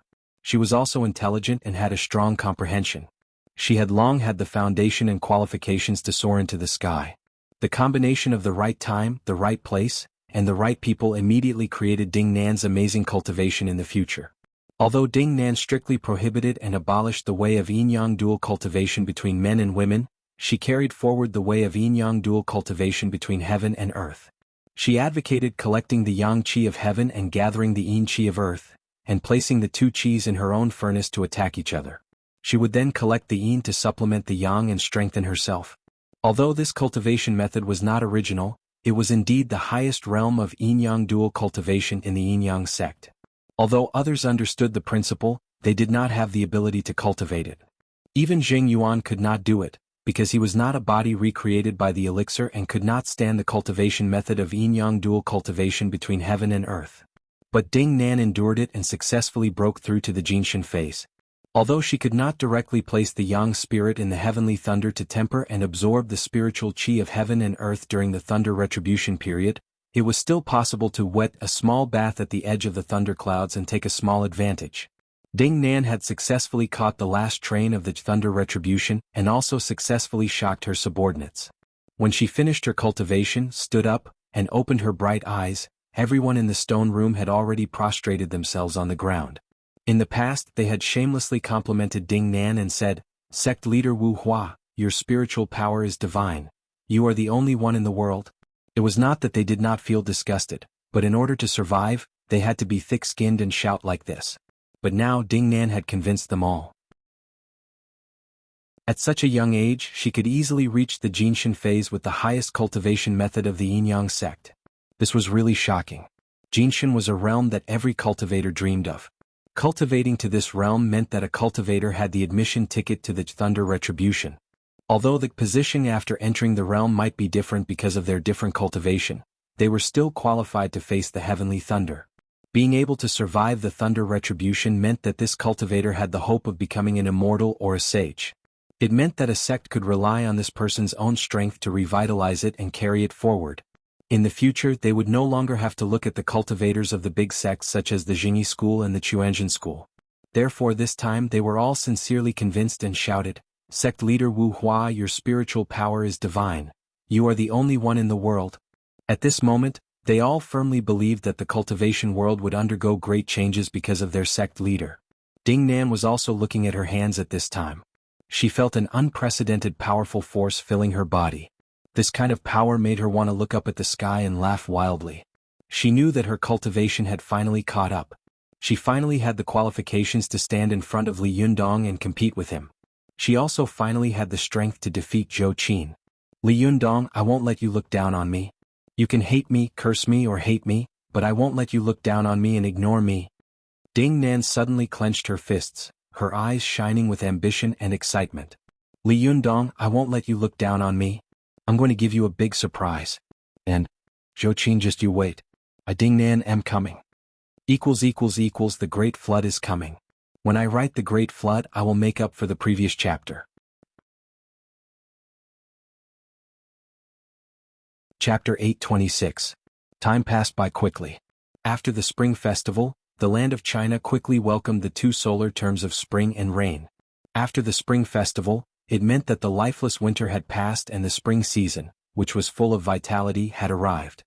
There was an agricultural proverb in the central part of China. It said, "A moment of spring is worth 1,000 pieces of gold." This saying was also common to cultivators. Although the spring thunder had not yet begun, many cultivators were already looking forward to it and began to prepare for the lightning tribulation. Cultivators believed that the spring festival was divided into 3 phases. The first phase was the arrival of the primordial bird, the second phase was the start of the thunder, and the third phase was the start of the lightning. Thunder was the power of heaven and lightning was the power of the earth. Thunder without lightning was not suitable for the lightning tribulation, because there was only the power of heaven and not the power of the earth. It was impossible to combine yin and yang, and it was easy to be struck to death by the thunder. Therefore, only after the 3 phases were over would the thunder and lightning strike from the sky, which would make it much safer. After the spring festival, it was the start of the rain. In the guide to the 72 phases of the lunar order, it was said that in the middle of the first month, the element of wood began, but the one that gave birth to wood must be water. Therefore, after the spring festival came the rain. Cultivators also divided the rain into 3 phases. The first phase was when the otter sacrificed the fish, the second phase was when the swan goose came, and the third phase was when the vegetation grew. In the third phase, the spring wind sneaked into the night and quietly moistened everything. Everything had begun to grow, and the vigorous rain from the sky moistened the earth. Therefore, the chi of heaven and earth merged and overflowed with spiritual energy. At this time, the thunder was ready to strike, and the awakening of insects came unexpectedly. In the guide to the 72 phases of the lunar order, it was said that in the second month, all things came out of the earthquake and the earthquake became thunder, so it was called the awakening of insects. At this time, the thunder was not as weak as the thunder during the spring festival, and its vitality was weak. The thunder at this time was astonishing, and each thunder was full of the power of heaven. Therefore, it could awaken the insects and beasts buried deep in the earth. At this time on Mount Longhu, rumble, a bolt of lightning streaked across the sky. The sound of thunder rolled like a torrent, coming from the distant horizon and quickly moving to the far end of the horizon. In a small Taoist temple on a side peak of Mount Longhu, Zhang Lufang was squatting in front of a low and shabby stone step in front of the Taoist temple. She was supporting her head with both hands and looking up at the dense dark clouds in the sky. Lightning was constantly flashing and rolling in the clouds, and the edges of the clouds were illuminated by the white light from time to time. In the black roof in front of her, the rain was like a broken string of pearls, dripping down in a string, splashing in front of the stone steps, drenching her tube, but she herself did not notice it. "Senior sister, senior sister." Suddenly, a male voice with a strange accent came out from the thunder. It was Hardadef who was cultivating in Mount Longhu. Since Hardadef had already become a disciple of Zhang Kongyun, according to the management of the cultivation world, foreigners who entered the cultivation world to cultivate must take a Chinese name. Therefore Hardadef took the name he got from Li Yundong. Li Senator when Hardadef said the name himself, Zhang Kongyun and Zhang Lufang were surprised for a while, but after hearing that it was Li Yundong who gave the name, they did not say anything. He had chosen the right name. Hardadef was a person who lacked wood in the 5 elements. The name Li Xin only had 2 characters, but there were 4 wood in it, so it must be suitable for the occasion. When Zhang Lufang heard Hardadef calling her, she turned her head and saw that Hardadef, no, Li Sun was wearing a short, tight Taoist robe and a low Taoist crown on his head. When he walked he was in a hurry. From time to time his feet were caught by the Taoist robe and he could not move his feet. He was like a woman who was wearing a miniskirt and did not like it. He walked crookedly, which was very awkward and funny. Li Sun was a burly man, a typical Western burly man. Most of the cultivators on Mount Longhu were of medium build and were short. Especially Zhang Kongyun himself, who was a thin and shriveled old man. How could he have a loose and fitting Taoist robe? Zhang Kongyun had to find a Taoist robe given to him by the sect and give it to Li Senator. He asked him to make do with it first, and then he would make a new one for Li Senator. However, at this time, the Jingyi school was busy both inside and outside. They had to prevent the Shantian sect from seizing power, prepare for the Thunder Tribulation, and prepare to deal with the mystical Silver Fox. Any one of these 3 things was a big deal. Only a big sect like the Jingyi school could carry out these 3 things at the same time. If other sects wanted to do these 3 things at the same time, they would have to do it in a complicated way. At this time, everyone in the Jingyi school was so busy that they were kicking the back of their heads with their heels. Each of these 3 things was related to the survival of the sect. Who had time to pay attention to Li Sen, a blonde and blue-eyed foreigner? What's more, it was just a small matter of changing a Taoist robe. Therefore Li Sen's matter had been delayed. He walked like a palace girl in a cheongsam and wooden clogs who had just entered the palace in the Qing dynasty. When Zhang Lufang saw Li Sen's appearance, she couldn't help but burst out laughing. She said with a smile, "Blockhead, why are you in such a hurry?" Before she could finish her sentence, she saw Li Sun suddenly stumble. His body slanted and he fell face first onto the ground. Fortunately, he reacted quickly and supported himself with both hands. He didn't suffer any injuries, but his expression and posture were very funny. Zhang Lufang laughed, raised her hands slightly and said with a smile, "Shirdi, you don't have to be so polite. Haven't I already given you a red packet? Why are you still kowtowing? Do you want more red packets? Hee, let me tell you, there's no way to do that. The landlord doesn't have any extra money." Li Sun got up awkwardly and patted the dirt on his body with both hands. As he pulled at his tight Taoist robe, he muttered in annoyance, "Damn it, why is this robe so strong? It won't break even if I fall." He originally wanted to tear the bottom of the Taoist robe to make it easier for him to walk, but no matter how strong he was, the Taoist robe did not move at all. Zhang Lufang smiled and told him that this was a Taoist robe specially designed for newcomers to practice. It was extremely strong and even had a certain degree of resistance to blows and swords. Other sects would not have such benefits, so he didn't have to be picky. Li Sun gave up the idea of transforming the Taoist robe and began the painful process of falling every day. He soon became the object of Zhang Liufang's daily teasing. Because his name had a lot of moon in it, and sometimes he looked a little dull, Zhang Lufang called him Blockhead and Blockhead. Blockhead Li said awkwardly, "Shiji, I don't want a red packet. I just want to ask you, what is the gathering of 3 flowers at one's prominence? Were they wearing 3 flowers on his head? Master is not here, so I don't understand a lot of things." As he said that, he took out a thread-bound book from behind him and looked at Zhang Lufang like a curious baby. Zhang Lufang patted her forehead and painfully said, 3 flowers on the head? Oh my god, you can really think. What is the 5 cheese collecting in mind? The 5 cheese collecting in renminbi? Dollars? You don't even know this. You are really a blank piece of paper. Although Zhang Lufang made fun of Blockhead Li every day, Blockhead Li pestered Zhang Lufang every day and asked her some very basic questions. Although these questions were no less than doctoral-level questions for a foreigner like him, for a cultivator like Zhang Lufang, they were simply addition, subtraction, multiplication, and division for a junior student. She actually had to answer him every day. At first, she could teach him with great interest, but Blockhead Li's foundation was too poor. She had to explain a very simple thing to him for a long time, and sometimes even when she was sweating profusely, he was still at a loss, which made Zhang Lufang so angry that she wanted to strangle this stupid blockhead to death.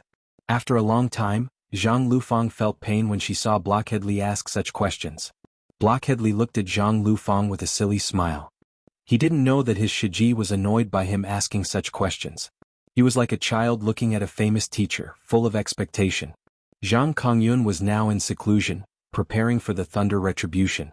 It would be difficult for Zhang Lufang to refuse even if she wanted to, but she didn't want to talk to this blockhead for a long time. Just as she was having a headache, she suddenly thought of something and said with a smile, "Do you want to know what it means to gather 3 flowers in acupoint? Come on, I'll take you to see my eldest Shiji. She will tell you." Zhang Lufang, on the other hand, was thinking of a plan to divert the trouble and throw this guy to someone else to bother. Li Xin didn't know that Zhang Lufang disliked him and wanted to dump him. He nodded with a smile on his face and said, "Okay, eldest Shiji is very powerful. She must know." Li Xin had also seen Zhou Ping from a distance. He only felt that this eldest Shiji was not only beautiful but also strict. She must be a very powerful person. Zhang Lufang muttered in her heart, "She is not as powerful as me, but, humph, if you annoy her later, she will teach you a lesson for me. No matter what, I am your Shiji. It's not easy to deal with her. Later, eldest Shiji will do it for me, he." She made up her mind, got up, found a bamboo umbrella and said, "Let's go, blockhead." After saying that, she walked towards the rain gracefully. Li Xin hurriedly put away the book, found a bamboo umbrella, and chased after her, shouting, "Shiji, wait for me." The two of them walked slowly along the mountain path of Mount Longhu in the early spring rain. After about half an hour, Zhang Lufang arrived at the Taoist master's mansion on the main peak. Although the weather was not good, the Taoist master's mansion was still full of incense and pilgrims. Zhang Lufang found a young Taoist priest and shouted in a crisp voice, "Hey Shixiang, where is eldest Shiji? Isn't she on duty today?" Although there were many female Taoist priests in the Jingyi school, Zhang Lufang was one of the most outstanding ones. Many of the male cultivators of the younger generation were in love with her. When the young Taoist priest saw Zhang Lufang, he immediately smiled eagerly and said, "It's you, Shimi. Eldest Shiji is not on duty today. It seems that she has gone to cultivate in seclusion with eldest uncle." In the Jingyi school, Zhang Ling's seniority was the highest, and Zhou Ping was her eldest disciple. Therefore, everyone knew that she was referring to Zhou Ping. Among the older generation, Zhang Kongyun's seniority was only higher than Wang Yuanshan's. The rest of them had to call everyone Shiji or Shixiang. Zhang Lufang was his disciple, so her seniority was also very low. As soon as Zhang Lufang was mentioned, everyone knew that she was referring to Zhang Lufang. When Zhang Lufang heard that Zhou Ping had gone into seclusion, she suddenly looked resentful and disappointed. When will she come out of seclusion? When she asked this question, she felt a little silly. She must have come out after the thunder retribution period. The young Taoist priest laughed and said, "I don't know. Why are you looking for eldest Shiji?" Zhang Lufang quickly waved her hand and said, Nothing. As she said this, she turned around and whispered with a sad face, "What should we do? Who can we find to lead this trouble to her?" Muda Li, who was standing to one side, heard her muttering and hurriedly came over. "Shiji, what did you say?" Zhang Lufang was shocked, but soon she thought of something. She clapped her hands and asked, "By the way, where is Shixiang Tianhe?" Zhang Lufang was talking about Zhang Tianhe, who had once been the pride of the Jingyi school. After being beaten down by Li Yunyang and Xinxiu, he had finally lost all his arrogance and started to cultivate honestly. Not only did Zhang Tianhe have a high seniority, but he was also the direct descendant of Master Zhang. Wherever he went, people looked up to him, so he developed a bad habit of looking down on the top of his head. He was originally talented, and his understanding of cultivation was quite good. Therefore, when he focused on cultivation, he really made tremendous progress. He could still be called the leader of the younger generation of the Jingyi school. When the young Taoist priest heard her ask about Zhang Tianhe, he felt a little embarrassed and hesitated. Zhang Lufang asked curiously, "What's wrong? Is it inconvenient for you to say it? Forget it." After that, she waved her hand and said, "Then I'll go first." It was rare for the young Taoist priest to say a few words to this beautiful and playful junior sister. Seeing that she was about to leave, he quickly said, "Hey junior sister, don't be in such a hurry. I didn't say it was inconvenient." After that, he moved closer to Zhang Lufang, lowered his voice and said, "Shixiang Tianhe is now at the side peak. You can find him there, but don't tell him that I said it." As he spoke, the young Taoist pointed to a mountain in the distance. Zhang Lufang looked over and was stunned. Strange, isn't this the peak of Shishu Wang Yuanshan? Why is Shixiang Tianhe here? But she didn't think too much about it. She quickly walked toward the side peak. As she walked, she turned around and waved. Thank you. Li Xin also quickly followed behind and shouted, Senior sister, wait for me. His voice was so loud that the pilgrims next to him looked at him in surprise. Especially when they saw that he was a foreigner with blonde hair and blue eyes, their eyes widened even more. The young Taoist priest raised his head and watched Zhang Liufang's pretty figure disappear from his sight. After a moment of loss, he obediently returned to his position. Zhang Lufang quickly took Li Xin to the side peak where the Linggong sect was located.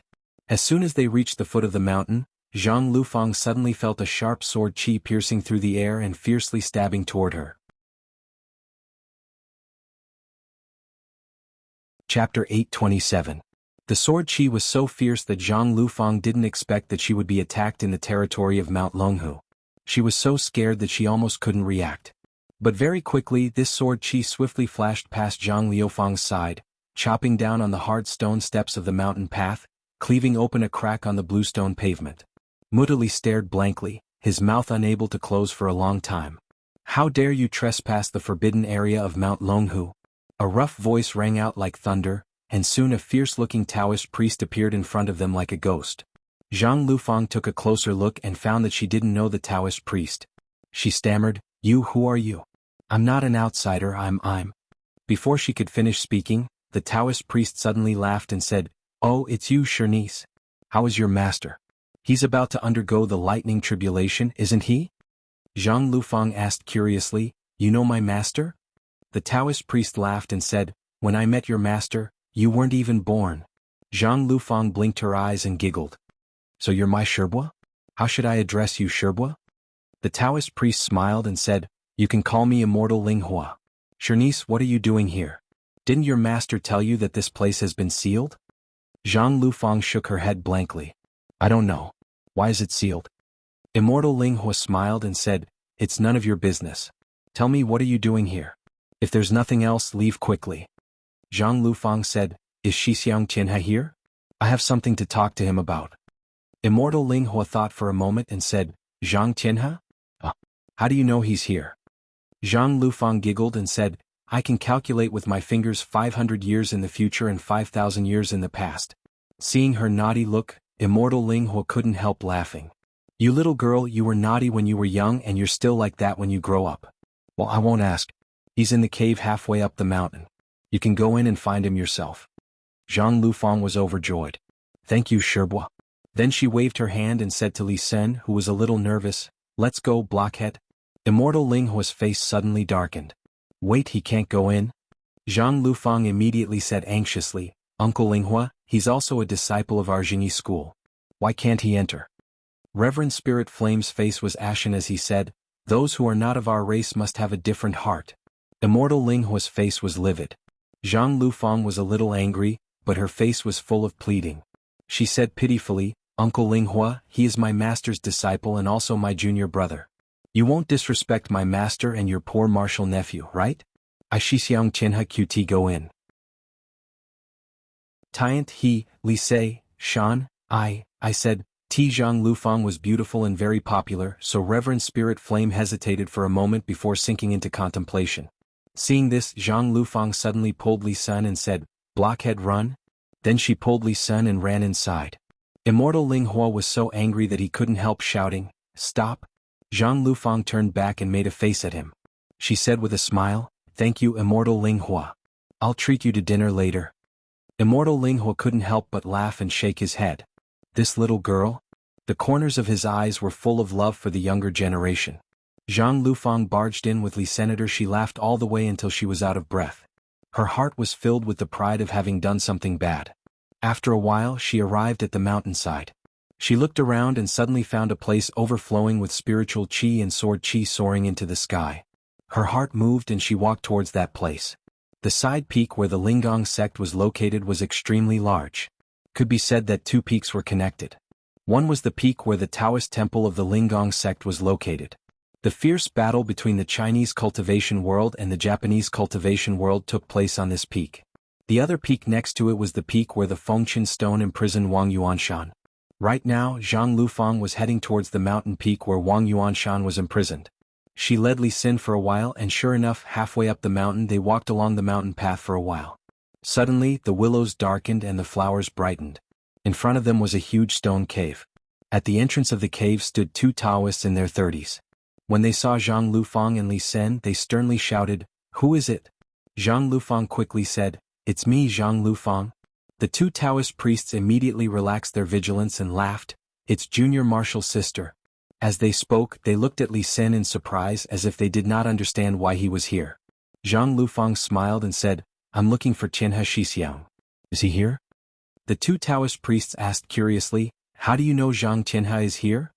Zhang Lufang rolled her eyes and said, "Uncle Linghua told me." The two Taoist priests suddenly understood. One of them smiled and said, "So that's how it is.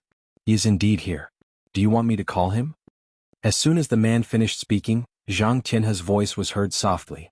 "No, I'm here." As he spoke, a man of medium height walked out of the stone cave. He was handsome and had a smile on his face. The arrogance between his eyebrows had completely disappeared, replaced by humility and peace. Zhang Tianhe carried a 3-foot-long sword on his back. It was the 7-star sword, one of the 5 famous swords of Taoism. When Zhang Tianhe saw Zhang Lufang, he smiled slightly and said very politely, "Little sister, what can I do for you?" As he spoke, he saw Li Sen beside him, but he did not have the strong hostility of the others. He smiled slightly and saluted. "Jinren Li Sen, you have time to come today. What a rare guest." After Zhang Tianhe came back from the Taoist assembly, he had witnessed Li Yunyang defeat several masters of the Japanese cultivation world on his own at Mount Longhu. He was extremely shocked and seemed to have changed into a different person. Although he used to treat people kindly, he always exuded a condescending arrogance. But at this time, Zhang Tianhe's politeness and easygoing attitude came from the bottom of his heart, making people feel like they were bathing in the spring breeze. Zhang Lufang saw this and thought to herself, "Shixiang Tianhe suffered a series of defeats before, and I was worried that he would not be able to recover, but I didn't expect him to be a direct descendant of the celestial master. He was able to rise from the ashes and pull himself together. His cultivation is far better than before." Zhang Lufang saw that Zhang Tianhe was extremely amiable at this moment, as if he was not angry at all. She quickly realized something. That's not right. If senior brother Tianhe was so amiable and polite, then he wouldn't have taught this blockhead a lesson. Doesn't that mean my plan has failed? Zhang Lufang rolled her eyes and said with a smile, "Actually, it's nothing. I just miss Shixiang Tianhe, so I came to play with him. Can't I?" As she said this, she took Zhang Tianhe's arm very affectionately and shook it gently. Zhang Tianhe laughed and said, "Yes, of course, but it's a little inconvenient now." Zhang Lufang asked curiously, "What's inconvenient about it? By the way, what are you guys doing here so mysteriously?" Zhang Tianhe hesitated for a moment, and Zhang Lufang said with a smile, "Oh, I'm hiding it from you." "No way. I'm not an outsider. What treasures are hidden in this stone cave? Take me in to have a look." Zhang Tianhe thought for a moment and said with a smile, "Well, Shixiang, you're a guest from afar. Come in and have a seat." At this time, the two Taoist priests who were guarding the cave immediately blurted out, "Isn't that a little inappropriate?" Zhang Tianhe smiled and said, "Shixiang Lufang is a direct descendant of our Jingyi school, and Li Sen is also a person who admires the teachings of our sect. What's wrong with that? I'm just taking them in to have a look." Zhang Tianhe was recognized as the next successor of Celestial Master Zhang in the Jingyi school. As soon as he said this, the two Taoist priests kept silent. Zhang Lufang was overjoyed. She turned her head and said to Li Sen with a smile, "Let's go, blockhead.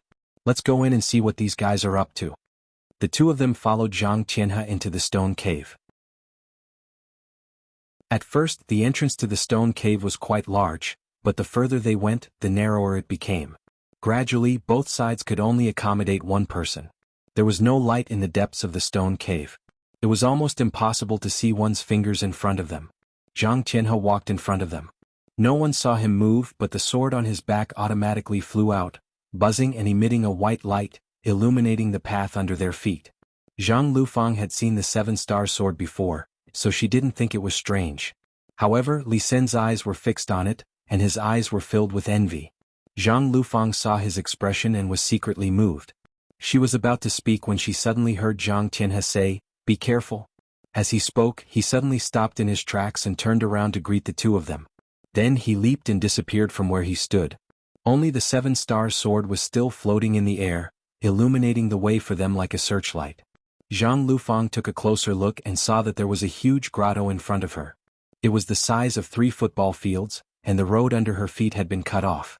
There was a high platform more than 3 meters high, and there were all kinds of talismans drawn under the platform. Must be a huge formation. Zhang Lufang was shocked. She looked up and saw that not only were the ground full of talismans, but the stone walls around the grotto were also covered with dense talisman marks. At the top of the grotto she could faintly see a small hole, through which a faint light was shining. Like Ziyuan, Zhang Lufang was an inner disciple who had been cultivating since childhood. She knew a lot of cultivation knowledge, but she had never seen such a large formation. What is this? Zhang Lufang was stunned and stammered. Zhang Qinhe smiled slightly and said, Sister Shimi, just take a look. There's no need to talk about it or there will be trouble. Zhang Liufang's heart trembled. She jumped down from the high platform, stepped on the formation, and looked at each of the talisman marks in awe. Zhang Qinhe looked up at Li Sun, only to find that he didn't look at the formation at all. His eyes were fixed on his 7-star sword, and his eyes were full of curiosity and love. He couldn't help but look at Zhang Lufang, then said with a smile, Do you want to give it a try? At first, Li Sun didn't realize that Zhang Tianhe was talking to him, so he was at a loss.